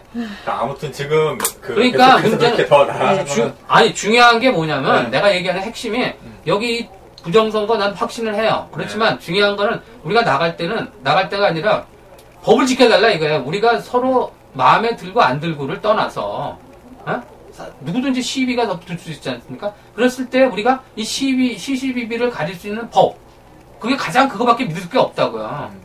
그 법이라는 거 공권력이 있기 때문에 그걸 지켜달라는 것 뿐이에요. 내가 요구하는 것도 그때 내가 억울하다고 얘기한 게 아니라 난 법대로 해달라는 것 뿐이었어요. 다른 거 아무것도 없어요. 그런데 법대로 안 한단 말이에요. 그러니까 여기에서도 핵심은 추계표예요. 법에 있으니까 법대로 해달라는 것 뿐이에요. 맞습니다. 그런데 무슨 놈의 이런 것들은 나중에 더 나아가서 연구 논문을 쓸 때나 그거 따져야 되지. 이런 것들은 따질 필요가 없어요. 여기서 해봤을 때 오히려 물만 흐리는 거예요. 법대로만 해달라 이거예요. 우리가 믿을 수 있는, 우리가 나름대로 법을 믿고 법을 준수하면서 우리가 잘못돼가지고 감옥에 간다든가 자기가 잘못된 일을 하지 않도록 법에 알고선 지키는 그런 시민들이 될 수 있는 그런 사회를 원하는 거예요, 나는. 예, 알겠습니다. 제가 느끼는 거를 지금 교수님은 훨씬 더 먼저 느끼셨네요. 아무튼 거기 올라온 질문들 없어요? 예, 없습니다. 지금 많이 공감하고 많이 얘기들이 올라오고 있는데 정말 그러네요 그런 얘기들 많이 올라오고 있습니다. 아무튼 저도 저 책도 샀어요, 교수님. 부릉부릉 쓰리님. 판사 니들이 뭔데? 책 있으세요? 책 썼잖아요. 몰랐어요. 판사 니들이 뭔데? 판사 니들이 뭔데? 이 책이 있다고 합니다. 부릉부릉 쓰리님이 책도 샀어요. 판사 니들이 뭔데? 올라왔네. 예. 한 몇 분 정도 보고 있어요? 지금 165명. 그런데 갑자기 알리고 하는 건데도 많이 보고 있는 낮에 하는 건데도 많이 그러니까 사람들이 지금 중요한 거는 이런 겁니다. 우리 사회에서 정말 뭐가 옳고 뭐가 그르고 어떤 놈이 나쁜 놈이고 어떤 놈이 사기꾼이고 어떤 놈이 위선자고 어떤 사람이 진정한 제대로 쓴 소리하고 그 사람은 비록 잘못된 일을 했다고 하더라도 범죄를 저질렀다고 하더라도 그 사람 말이 옳다는 거를 구별할 수 있는 그런 분위기가 돼야 되고 그런 사람이 중요한 거예요. 지금 우리나라는 너무 가짜가 많아요. 지금 보면은 내가 전에 그 광노현의 재판도 이렇게 보면서 보면은 참 웃기는 게 이 사람도 법을 한 사람이에요. 근데 이 사람도 결국에 보면은 그 사람 사건을 보면 억울한 거 맞아요. 억울한 거 맞아요. 그 말도 안 되는 얘기예요. 사후 매수죄라는 건 있을 수 없는 거예요. 그 법치 사회는 아예 되지도 않는 건데 해 가거든요. 근데 그 사람 태도를 보면은 난 그 사람이 광노현 교육감. 그 사람이 그 죄를 유죄는 잘해줄 것 같다고 어쩌고저쩌고 하고 법원을 믿는 발언을 그러면 그 시간에 했다가 나중에는 여기 유죄 판결 나니까 인정머리도 없는 판결이라고 욕하더라고. 그래가지고 저게 그래서 안 되는 거예요. 그러니까 소위 법원놈들이 어떤 생각을 하냐면 내가 칼자를 쥐고 있단 말입니다. 그러니까 얘네들은 내가 조금만 잘해주면 설설 기고 그런 애들이라는 걸 다 아는 거예요. 그렇기 때문에 저렇게 까불고 하는 겁니다. 겁 없이. 하나도 국민들 무서워하지 않아요. 그러니까 나처럼 다 같이 그렇게 하는 건 못합니다만은 다들 법원에 대해서 자기의 그 얄팍한 그 이익을 얻기 위해서가 아니라 법대로 해달라는 거를 다 요구를 해야지 바뀌어요. 그래야지만 이 사회가 달라지지.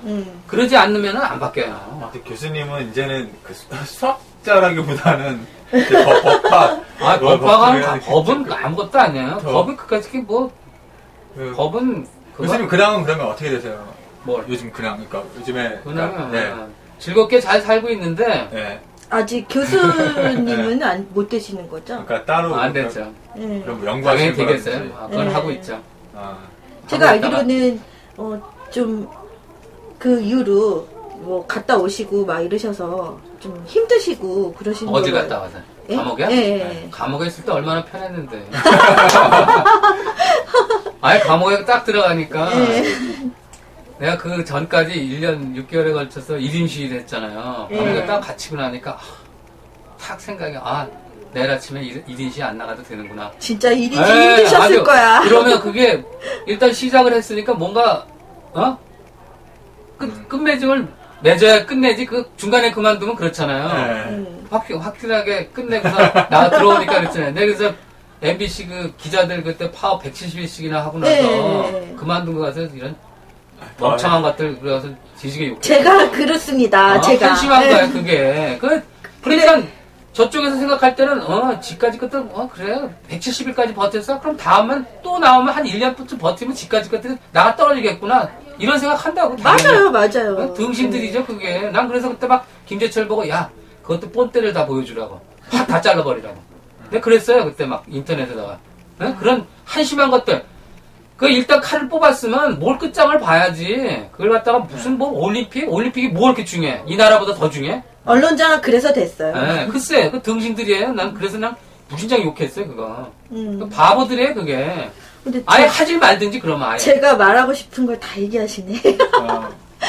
제 언론 장악한 거를 지금 아직도 되게, 예? 아까 오면서도 티퍼님한테 얘기했잖아요. 예.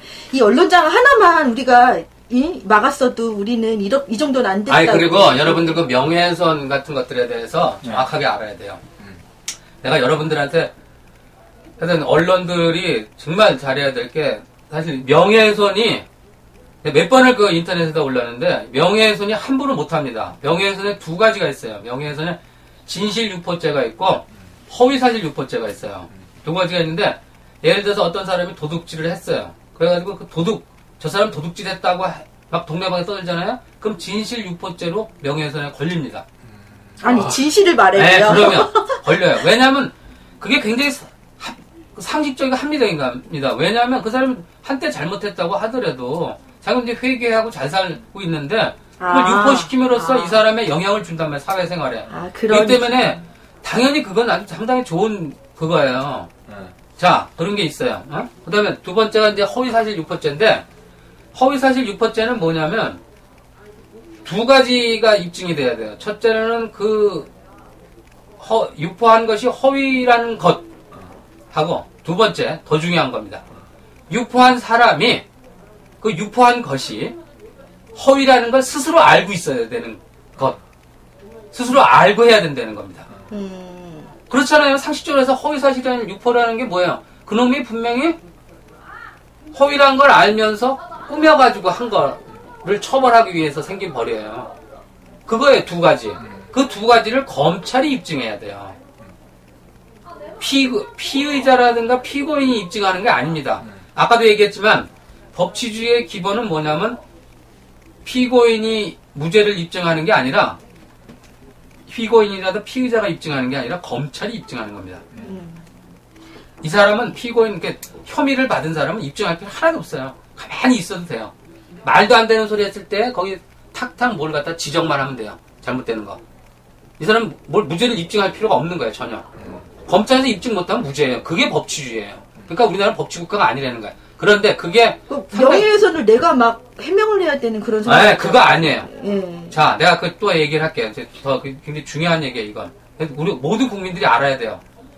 내가 여기 얘기하는 건 대법원이 또 한 번 범죄 집단이라는 걸 얘기를 하려고 하는 이유입니다. 그게 대법원 판례예요.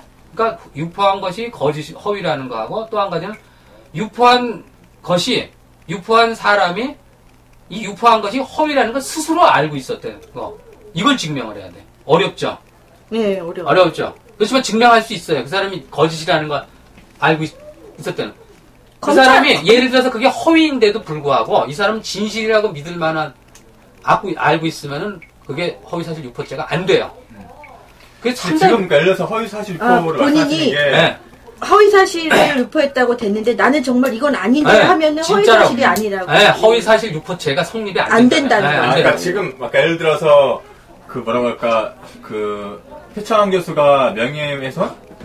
국정원 명예훼손이 그렇고 고소가 되고 지금 고소가 한두 건이 아니에요. 또 그것뿐만 아니라 이제 이번 부정 개표 관련해서 나온 것들도 그러니까 교수님 말씀하시는 것처럼 만약에 대법원이나 이런 쪽에서 명예훼손으로 명예훼손이나 아니면은 허위사실 유포 그러니까 심재철 의원이 그랬었죠. 허위 의혹을 유포한 사람들을 처벌하라고 허위 사실도 아니고 그런 것들은 성립이 안 된다. 정말 성립 정도가 아니라 그건 개소리죠. 그러니까 상상을 하지 말라는 거잖아. 국민들 보고 너희들은 그냥 눈에 보여지는 걸 다 믿어야지 거기에 대해서 의혹하는 것도 하는 것도 이제 상관이 보고 결국은 본인이 이거는 저 사람이 잘못한 것이라고 얘기를 했는데 고소가 들어와서 명예훼손으로 고소가 들어왔을 때 내가 정말 의도적으로 이 사람을 좀 나쁘게 하려고 의도적인 마음을 갖고 그게 중요한 거예요. 더 중요한 거예요. 허위사실 유포죄가 된다는 것이지, 본인은 지금, 이건 진실이라고 얘기했던 거를 사실 유포죄로 처벌할 수는 없다. 이 말씀이시죠. 아무튼, 그건 내 얘기가 아니고, 법에 명판결인데, 놀랬어요. 내가 그래서, 대법원 판례에 있어요. 그래가지고, 아니, 대법원 저 짧은 대구리로 해서 도저히 나올 수 없는 명판결이라서 상당히 의심을 했어요. 아니나 다를까 감옥에 가가지고 이제 책을 받아봤는데 거기에 미국의 헌법과 인권의 역사인가 뭐 그런 책이 있어요. 거기 보니까 그게 미국 연방 대법원 판결이에요. 그게 뭐냐면 뉴욕타임즈랑 어떤 설리반이라는 사람이 그 뉴욕타임즈를 명예훼손으로 고발을 한 거예요. 허위사실로. 근데 뉴욕타임즈에서 보도를 한 것 중에 사실 허위가 있었어요. 근데 거기에서 바로 허위라고 하더라도 그것이 뉴욕타임즈는 허위가 아닌 걸로 알고 있었기 때문에 그건 명예훼손죄가 안 된다고 판결한 거예요. 그래서 우리나라에서 그대로 베낀 거죠. 그런데 여기서 더 중요한 거. 이번에 재작년에 정봉주 의원, 전 의원을 갖다 갖춘 거를 내가 해가지고 고발을 했었을 때 온 걸 보니까 거기서 내가 새로운 사실을 봤어요. 보니까 대법원 판례에 또 뭐가 있냐면은 그 허위사실 유포죄에 대한 그 법률 해석이거든요. 아까 내가 얘기한 두 가지가. 그렇게 했는데 다른 법률 해석이 있어요. 그야말로 아까 얘기했던 안단테 씨가 얘기한 것처럼 의혹? 스스로 입증을 해야 된다는 식의 얘기가 있어요. 그래서 법률 해석은요. 그러니까 한 가지 법에 대해서 법률 해석이 두 가지가 존재하는 거죠. 상반되는 게. 이게 대법원의 범죄예요. 하나를 하는 게 아니라 다른 뭔가를 또 끼워 넣어서 끼어난 게 아니라 두 개가 있다는 말이에요. 한 가지 범죄 죄에 대해서 두 가지 다 상반되는 게 있단 말이에요. 판례를 그렇게 만들어 버리는 건가요? 네, 만든 거죠. 이게 범죄예요. 왜냐하면 법률 해석이라는 건 말이죠. 함부로 바꿀 수가 없는 거 아니에요. 이럴 때 저러고 저럴 때 저럴 수 없는 거 아니에요. 그렇기 때문에 법원조직법 제7조 1항의 3에 보면은 법률 해석이에요. 판례 변경이라든가 이런 잘못된 말이고 법률 해석. 법률 해석의 변경은 반드시 전원합의체를 거쳐서 그걸 변경을 해야 돼요. 그리고 먼저 있었던 걸 없애버려야 된다. 맞습니다. 그런데 얘네들이 지금 두 개를 똑같이 유효하고 있어요. 그래가지고 꼴리는 대로 하는 거야. 자기네들 마음에 들면 이거 쓰고 마음에 들면 이쪽 쓰고. 그러니까 범죄 집단이라는 게 있는 거예요. 그런 걸 지적을 해야 돼요. 그러니까 이 법원이라는 이 정말 범죄 단체, 양아치 조폭 집단이 하는 짓거리들. 지금 내가 발견한 게 바로 그때 이용훈 대법원장 그 인간을 내가 고발한 이유도 바로 법률 해석을 하나에 대해서 법률 해석을 두 가지를 내놓기 때문에 그것 때문에 고발을 한 거였고, 정봉주 씨 사건 때문에 내가 안 사실이 거기에서 또 두 가지를 갖고 있는 거예요. 내가 놀랬어요. 판례를 두 개로 만들어버리고 편한 대로 쓰는 거죠. 그러니까 원칙이 없는 거예요, 얘네들은. 법을 하나도 안 지킨다. 그러니까 법원조직법 제7조 1항에 3을 어기면서 그 짓을 한 거예요. 근데 교수님. 그러니까 명예훼손, 잠깐만요. 명예훼손에 대해서 정말 잘 알고 있어야 돼요. 아까 얘기한 것처럼 자기가 의도적으로 하지 않는 한 명예훼손이 함부로 안 돼요. 그러니까 우리나라는 지금 현재 바로 이 중요한 건데 바로 이 명예훼손이라는 이걸 가지고 옛날에 유신시대 때 긴급조치 그거로 대용해서 써먹는 거예요. 사람들 국민들의 입을 막으려고. 실제로는 명예훼손죄가 하나도 안 되는 거예요. 전부 위법이에요. 전부. 지금 얘네들이 검찰이 들고 나오는 것들 있잖아요. 전부 위법이에요. 명예훼손 떠드는 것들. 한마디로 걔네들 다 하나도 입증 못해. 그러니까 예를 들어 어떤 유명인이 누구랑 스캔들이 났다 이런 것들 같은 것도 검찰이 입증해야 되는 거예요. 그거 허위라는 거. 근데 본인 보고 입증하라 그런다. 그거 아니에요. 귀에 걸면 귀걸이, 코에 걸면 코걸이군요. 아니 그거 아니에요. 그거 아니에요. 그렇게 얘기하면 안 돼요. 중요한 거는 귀에 걸면 그런 식으로 그런 말을 하면 돼. 이중 잣대라는 이런 식의 표현도 중요하지 않아요. 저 자식들은 법원이라는 게 범죄 단체라는 걸 갖다 지금 국민들이 다 외쳐야 돼요. 중요한 게 유죄 문제니 무전유죄 전관용 이딴 소리 하면 안 됩니다. 왜냐하면 그것들은 법원이 범죄 단체라는 걸 인식을 시켜야 되는 거예요. 법원이. 아주 중요한 겁니다. 아무튼 근데 일단 잠깐만. 저 그래서 지금 사법 이야기 아까 파도 얘기하셨지만 그래도 사법개혁이 아직은 유통하니까 많이 널려져 있으니까 사법개혁을 위해서는 이렇게 판사들이 잘못을 하거나 아니면 검사들도 잘못하거나 이거를 지금 뭐죠? 이렇게 심판할 수 있는 게 아무것도 없잖아요. 그러니까 얘네들이 지는 멋대로 하지 맞아요. 않습니까? 그러니까 국민들이 잘못하는 거예요. 결국에 국민들 탓이에요. 저도 정말 이번 그 수개표 전국을 겪으면서 진짜 답답했었어요. 왜냐면, 그러니까 이건 제 얘기라서. 괜찮아요. 얘기하세요. 그러니까 저는 그 민주당이 대선 이후에 그 비대위가 꾸려지고 그리고 원내 그 의원들이 꾸려지는 걸 보면서 그 이제 부정선거 의혹이 일지만 민주당이 나설 상황이 아니다. 왜냐하면 그 어떻게 보면 그 수혜를 받는 사람들이 어떻게 보면은 그 대선 패배로 인해서 그것이 계기가 돼서 수혜를 본 사람들이 민주당을 쥐고 있는데 과연 민주당이 그 부정선거를 그 규명하는데 나설 것인가 이거는 전혀 안 믿었거든요.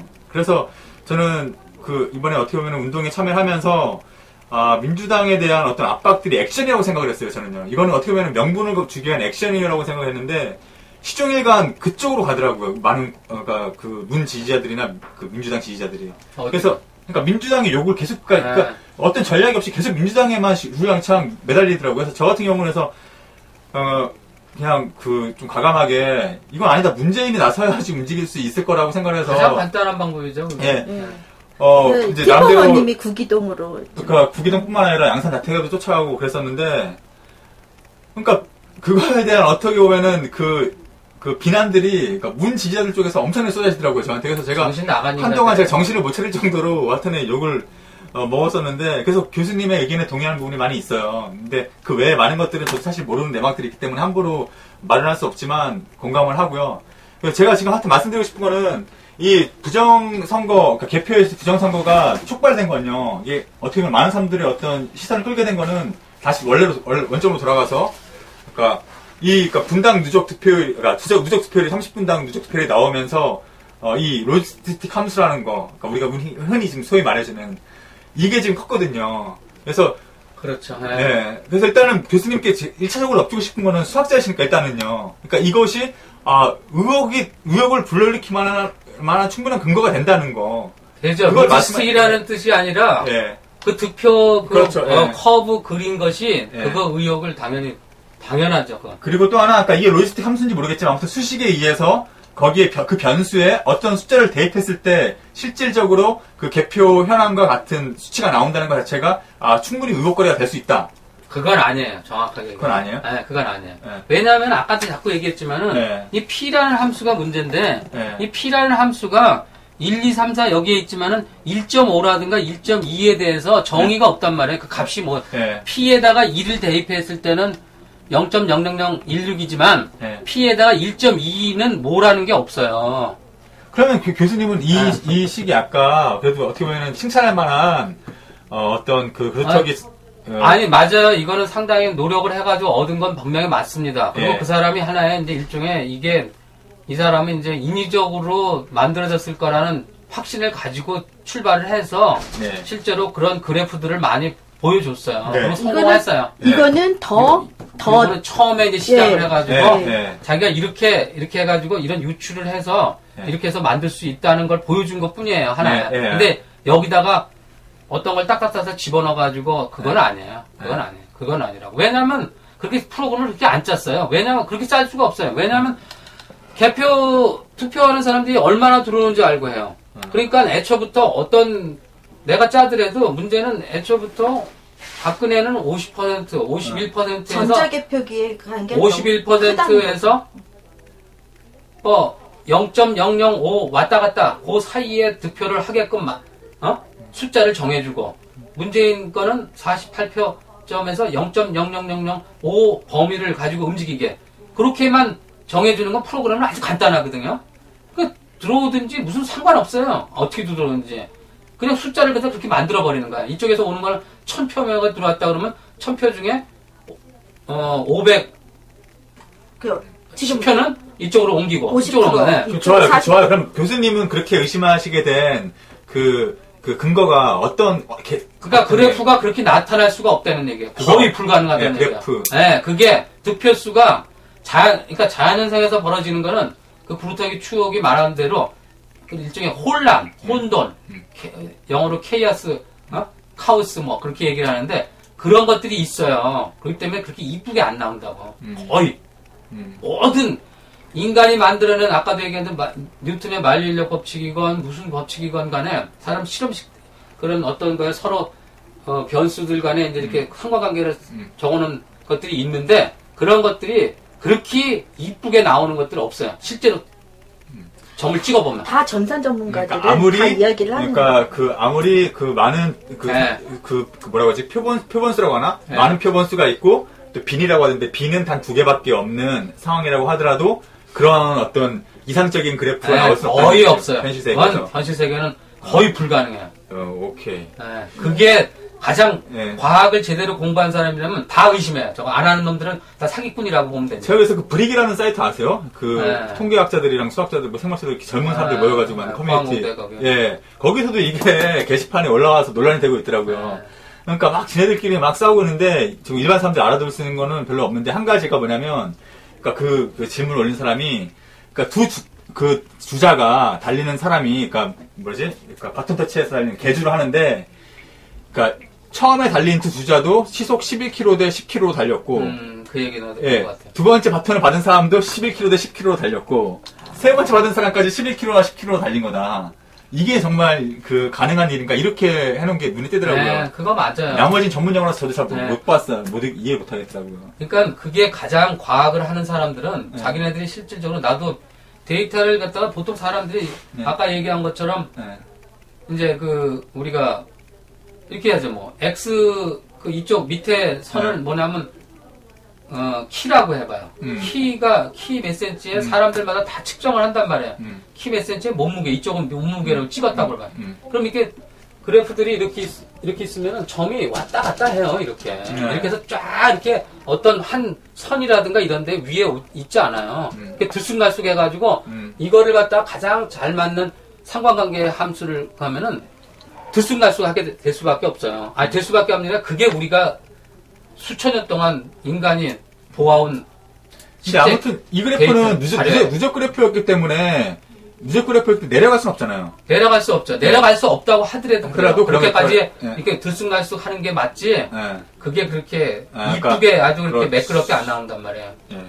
그리고 또 한 가지 정리해서 이번에 그 선거부 소송에서 가장 핵심으로 잡아야 될 거는 그러니까 여러 가지 증거를 신청할 수 있지만 유일한 증거 하나는 확실하게 해야 된다. 그게 바로 민사소송법 제 290조. 그 부분에서 우리가 확실하게 주장을 해야 된다. 그게 바로 그리고 주장이 아니라 주장이란 말 함부로 표현하지 마요. 그러니까 정확하게 법조문에 있는 거예요. 있는 거니까. 있는 거지. 주장이라는 말은 틀릴 수도 있고 맞는 것도 있지만은 그 법조문에 있는 건데 뭘 주장이라고 해요. 그러니까 그렇죠. 언론인들도 굉장히 조심해야 될 게 이 사람들이 보면은 이런 시민단체에서 얘기하면 주장이라고 그러고 저쪽 어디야? 저 성관예생은 해명, 설명이라고 그래요. 난 내가 보는 성관예생은 터진 주둥에서 나오는 대로 짓거리고 이쪽에서는 정확하게 법대로 얘기한 거라고. 왜 그걸 갖다 하는데? 근데 그런 식으로 읽는 독자로 하여금 오해를 하게 만들어요. 그러니까 그럼 차라리 공정하게 이쪽에서는 이렇게 말했다, 저쪽에서 이렇게 말했다고 해야지. 왜 그쪽에서는 반박했다 이런 식으로 표현? 반박한 거 하나도 없어요. 그 언론 장악의 폐해. 아무튼 유일 증거 신청을 수개표로 하라. 그렇죠. 근데 이미 했잖아요. 했죠. 유일 증거 신청. 딴 것도 했는지 어떤 거는. 이거는 그러면 나머지 증거까지 다 했어요. 이거는 원래 법리대로 한다면 무조건 해야 된다는 거죠. 패소군 하나만 하면은 그러면 무조건 해야 된다. 내가 가르쳐 줬잖아요. 그 민사소송법 제 290조를 보여. 다 녹음하고 있어요, 저도요. 그래서 거기 보면은 딱 나와 있습니다. 그렇기 때문에 다른 거 다 취하하고 정말 수개표만 확실히 하려고 그러면 그거만 딱 남겨놓고 그 다음에 이거는 뭐 저쪽에서 받아들이느냐 안 받아들이느냐 그게 문제가 아니라 너희들 법대로 빨리 해라. 이렇게 얘기해 명령을 내려야 돼요. 그리고 해 주십시오라고 하지 마요. 대법원에 가서. 난 아주 그거 되게 마음에 안 드는데 걔네들은 우리의 종복이에요. 왜 우리한테 걔네들은 월급 주면서 걔네들한테 구걸을 해? 우리는 이미 딱 가서 우리는 이미 모든 권력은 국민으로부터 나온다. 헌법 제1조 2항. 재판권도 국민한테 있습니다. 국민은 이미 이거 수개표 하는 거로 명령을 내렸다. 선거를 판결을 내렸으니까 너희들은 우리가 시키는 대로 해라. 이렇게 국민의 명령이다 해야 돼요. 이회창 때도 수검했어요. 우리는 기각된다는 게 말이 안 돼요. 근데 그게 그렇죠. 그건 하는데 기각은 안 돼야 되잖아. 그러니까 기각이 말이 안 되는 거라고요. 분명히 우리가 우려는 하지만 말이 안 되는 게 위법이지 위법. 예. 범죄를 저지르는 거예요. 그렇게 얘기를 해야 돼요. 말이 안 되는 이회창 때는 수개표 할 수 있는 길을 열어두잖아요. 이게 옳은지 그른지는 상관이 없어요. 해준 거예요. 그러니까 여기도 똑같아요. 우리가 의심을 하고 뭐 하든 이게 옳은지 그른지를 떠나서 그러면 확인해 줄 수 있는 게 법의 장치죠. 그러니까 분명히 해줘야 되는 게 맞는 거죠. 그러니까 그런 것들이 하여튼 우리 국민들이 정말로 제대로 알아야 될 게 바로 그거예요.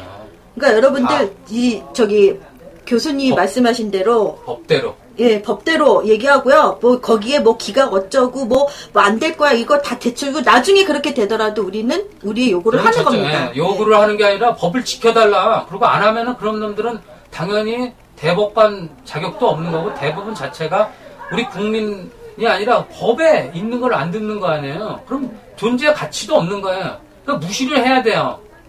지금 나는 실제로 운동을 하고 싶은 게 가장 핵심적인 법을 안 지키는 저 범죄 집단을 갖다 내치는 거예요. 심판을 해야 돼요. 네, 맞아요. 그게 국민들이 거기를 해야지 그거 안 되면은 결국에 다 뭐 누구든지 보면은 박정희 시대 때도 그렇고 법원을 갖다 장악을 했어요. 법원에서 하는 건 말을 안 듣는 행정부라든가 이런 건 상상할 수 없습니다.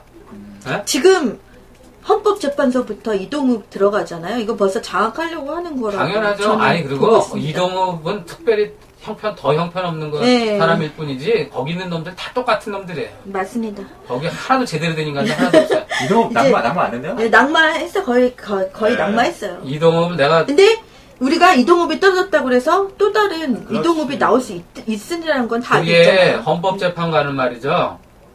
변호사 출신을 뽑으면 안 돼요. 일단 나는 그래요. 예를 들어 헌재 소장 같은 경우는 실제로 변호사 출신을 뽑으면 안 된다고 생각해요. 왜냐면 그거 사실상 헌법재판관 애들이 실제 걔네들이 그걸 서류를 볼 것 같습니까? 그 사람들이 대충 내 나이 내지는 나보다 더 많은데 눈도 어두침침한데 걔네들이 볼 것 같아? 걔네들 안 봐요. 걔네들 하나도 필요 없는 인간들이에요. 완전히 그야말로 뒷골방에 앉아있는 늙은이들이라고. 걔네들 안 봐요. 그냥 단지 걔네들은 놀러 다니면서 뭐 결과나 얘기하면 밑에 애들이 다 해요. 헌법재판 연구관 하고 연구관 보가 있어요. 얘네들이 다 해요. 밑에서 다. 그러니까 그리고 특히나 헌재 소장 같은 경우에 거기서 뭐 할 것 같아요? 안 해요. 걔네들 그러니까 선고할 때는 나와가지고 옷 입고 나와가지고 거기서 낭독이나 하고 있는 거지. 자빠진 거지. 그것들 이강국인 이런 것들 다 쓰레기들이라고. 난 정말 그런 놈들 내가 걔네들 다 고소하고 다 그랬는데 다 전부 불기소 처분해. 근데 그렇죠. 단 하나도 600건 했는데 거기에 내가 만약에 그 600건 중에 단 한 가지라도 합법적으로 기각 각하한 거 있으면 내가 석고대죄 하겠어. 가서 머리 9번 가서 받겠어. 그 헌재 앞에서 기각 각하한 것이 있으면 아니 단 한 가지라도 합법적으로 전부 위법으로 한 거야. 전부 위법. 네, 그게 중요한 거예요. 그러니까 헌재 소장 같은 거는 일종의 관리직이라고. 그러니까 그거는 필요가 없어요. 걔네들이 법을 많이 알 필요도 없고, 그리고 대법원장도 마찬가지예요. 일종의 예를 들어서 법원장도 걔네들이 무슨 쟤는 재판을 하나 법 지식을 알아서 뭐해? 관리만 하면 된다고. 그러니까 좀 약간 청렴결백한 사람이 그런 자리에 앉아 있으면 돼요. 그렇죠. 변호사 있을 필요가 없다고. 그러니까 높은 자리일수록 걔네들 실제로 법원 사무를 그거 안 하잖아요. 무슨 말씀인지 알겠어요. 네, 그러니까 걔네들은 이게 제대로 법대로만 되느냐, 상식적으로 되느냐, 이것만 판단할 능력만 있으면 거기 앉혀도 돼요. 그러니까 변호사를 해야 된다. 그러니까 사람들이 그런데 제일 법 바꾸자 그러면은 선거법 바꾸자 이렇게 얘기를 하는데 그거 아주 바보 같은 짓이에요. 이거 수개표. 이게 법 있는 것만 지켜도 돼요. 제가 선거법 바꾸자고 했습니다. 네, 그런 거 얘기할 필요 없어요. 난 그거 환장해. 왜냐하면 그거 하느라고 거기에 정력을 굉장히 쏟아요. 그런 거 말고 법 증을 바꾸려면 바로 헌재소장이나 법원장, 검찰총장 이런 애들을 변호사 출신 아닌 일반 사람들에서 국민들이 투표해서 뽑자. 이거를 해야 돼요. 그렇죠. 그런 걸 해야지. 그런 거를 법을 바꿔야지. 연병한 저런 걸 바꿔서 뭐예요? 선거법 바꿔서. 제가 그런 말도 그건 했는데. 완전히 그냥 아무튼 너무 여담이 길어지고 있고 어쨌든 이제 마무리를 좀 할게요. 이제 김명호 교수님 못 하셔요. 이제 힘드신데 감기도 드신데 수개표는 원칙이고 그 얘기를 끝까지 해서 우리가 원하는 수개표 꼭 하면 뭐라 그래야 되나요? 우리가 궁금한 거 아니면 이게 진실인지 아닌지 나오니까 그걸 끝까지 얘기를 하자. 이게 변론이고요. 그 다음 얘기죠. 교수님 한 가지 또 여담인데 개인적인 건데 저도 영화를 봤거든요. 부러진 야사. 좀 마감하려고 했는데. 교수님은 그 보시고 어떠셨어요? 저는 뭐 맨 처음에 느낌은 그랬죠. 뭐 툭 보니까 뭐 제 얘기니까 어색하죠. 뭐. 어색하고. 그리고 안석기 씨가 너무나 모범생. 그리고 실제로 그걸 좀 연기를 한 거죠, 그 사람은. 근데 나는 실제 거기에 재판을 할 때 당시에 판사놈의 새끼가 그냥 막 법을 막 어기게 되는데 흥분을 안 할 수가 없죠. 막 분노에 막 그거 해가지고 부르르 떨었죠. 가서 그냥 올라가서 그냥 뭐가지 비틀고 싶은 생각이 그냥 굴뚝 같았지만 그러진 못하고 말도 막 함부로 거기다가 했다가는 법정 모독죄로 내가 하도 이놈이 김용호 판사였는데 판사는 무슨 판사야. 그래가지고 하도 법을 어겨가지고 어이가 없어가지고 김용호 씨 그랬어요. 그랬더니 감치 3일 당했잖아요. 얘네들이 사실상 생각을 해보세요. 국민들한테 딱 물어보세요. 법을 안 지키는 판사가 판사입니까? 국민 여러분, 법을 안 지키는 법원이 법원입니까? 그걸 우리가 인정해줘야 됩니까? 제가 묻고 있는 겁니다, 정말로. 아닙니다. 우리는 그거에 대해서 분노를 느껴야 돼요. 법을 안 지키는 법원, 그 다음에 판사 새끼들은 연놈들은 다 내쫓아야 된다는 거. 우리 국민들이 일어나서 타도를 해야 되는 대상이 바로 법원이고 검찰이고 그렇습니다. 아무튼 저는요, 그러니까 다 좋으신 말씀인데 이게 한 가지가 있어요. 오늘 분명히 그 김명호 교수님을 통해서, 그러니까 분명히 박사학위까지 있으신 분이에요. 그리고 서울대 졸업하신 분이시고. 그런 거 하나도 중요하지 않습니다. 아무튼 신뢰할 수 있는 전 얘기를 들었기 때문에 우리가 이번 누적 득표에 대한 것에 대해서 이 자료를 가지고요. 저는 그러니까 우리가 생각하는 혹시 진보적 지식인 또는 시민 단체 또는 정치인들을 컨택이 되는 대로 만나러 다닐 거고요. 그분들에게 분명히 이 자료와 그리고 우리가 수개표가 안 했다는 그런 것들을 가지고 명확한 입장을 듣도록 할 겁니다. 그러니까 또 오늘 보니까 유시민 의원도 이제 동한 거를 깨고 움직이신다는 얘기가 있던데 다 하여튼간에 만날지 안 만날지 모르겠지만 컨택을 해서 저 자신 있게 이 개표 자료를 수개표 안 한 증거를 더 들이밀면서 수개표 안 한 것과 그것들을 많이 모아야 수개표 안 한 것과 많은 사람들이 의심하는 것이 이것이 정말 허우맹랑한 소리가 아니다 라는 것을 갖다가 분명히 얘기할 겁니다. 네, 알겠습니다. 티프어님도 고생하시고 진짜 우리는 이렇게 써야 되네요. 김명호 교수님 지금까지 감사드리고요. 아까 올라왔었던 얘기 중에 하나가 제가 이제 좀 동참해 주실 수 있으신가요? 하고 물어봤듯이 저희가 핵심을 너무 잘 잡으시니까 우리 선거 무효 소송에도 좀 같이 동참을 하셔달라고 또 올라왔더라고요. 그래서 좀 포인트를 좀 잘 잡아달라고. 저는 보통 이렇게 혼자 잘 움직여요. 그러니까 스타일이 그래가지고 여러 사람 하려고 해서 몇 분만 만나셔서 그 중요한 얘기만 하세요. 그렇게 도와주시기 바랍니다. 얘기를 하면은 뭐 아는 대로 얘기를 하겠습니다. 뭐 앞으로 계획 같은 건 있으세요, 교수님? 계획이 저도 그동안 한 달여를 그냥 헤매고 그랬는데 제 자리로 돌아가야죠. 부정선거 때문에 많은 분들을 만나셨다고 하고 감기까지 들으셨다고 하십니다. 근데 저는 만난 분들 중에서 제일 그래도 이렇게 편견 없이 얘기한 분은 함세용 신부님이세요. 여기 보시면 여기 나오죠 댓글 도와주세요 도와주세요 주세요. 함세용 신부님이신데 글쎄요 어쨌든 그러니까 그렇죠 있는 대로 까발리는 게 제일 좋다고 봐요. 제 자신이 여태까지 싸움을 할 때도 그래 다 까봐라.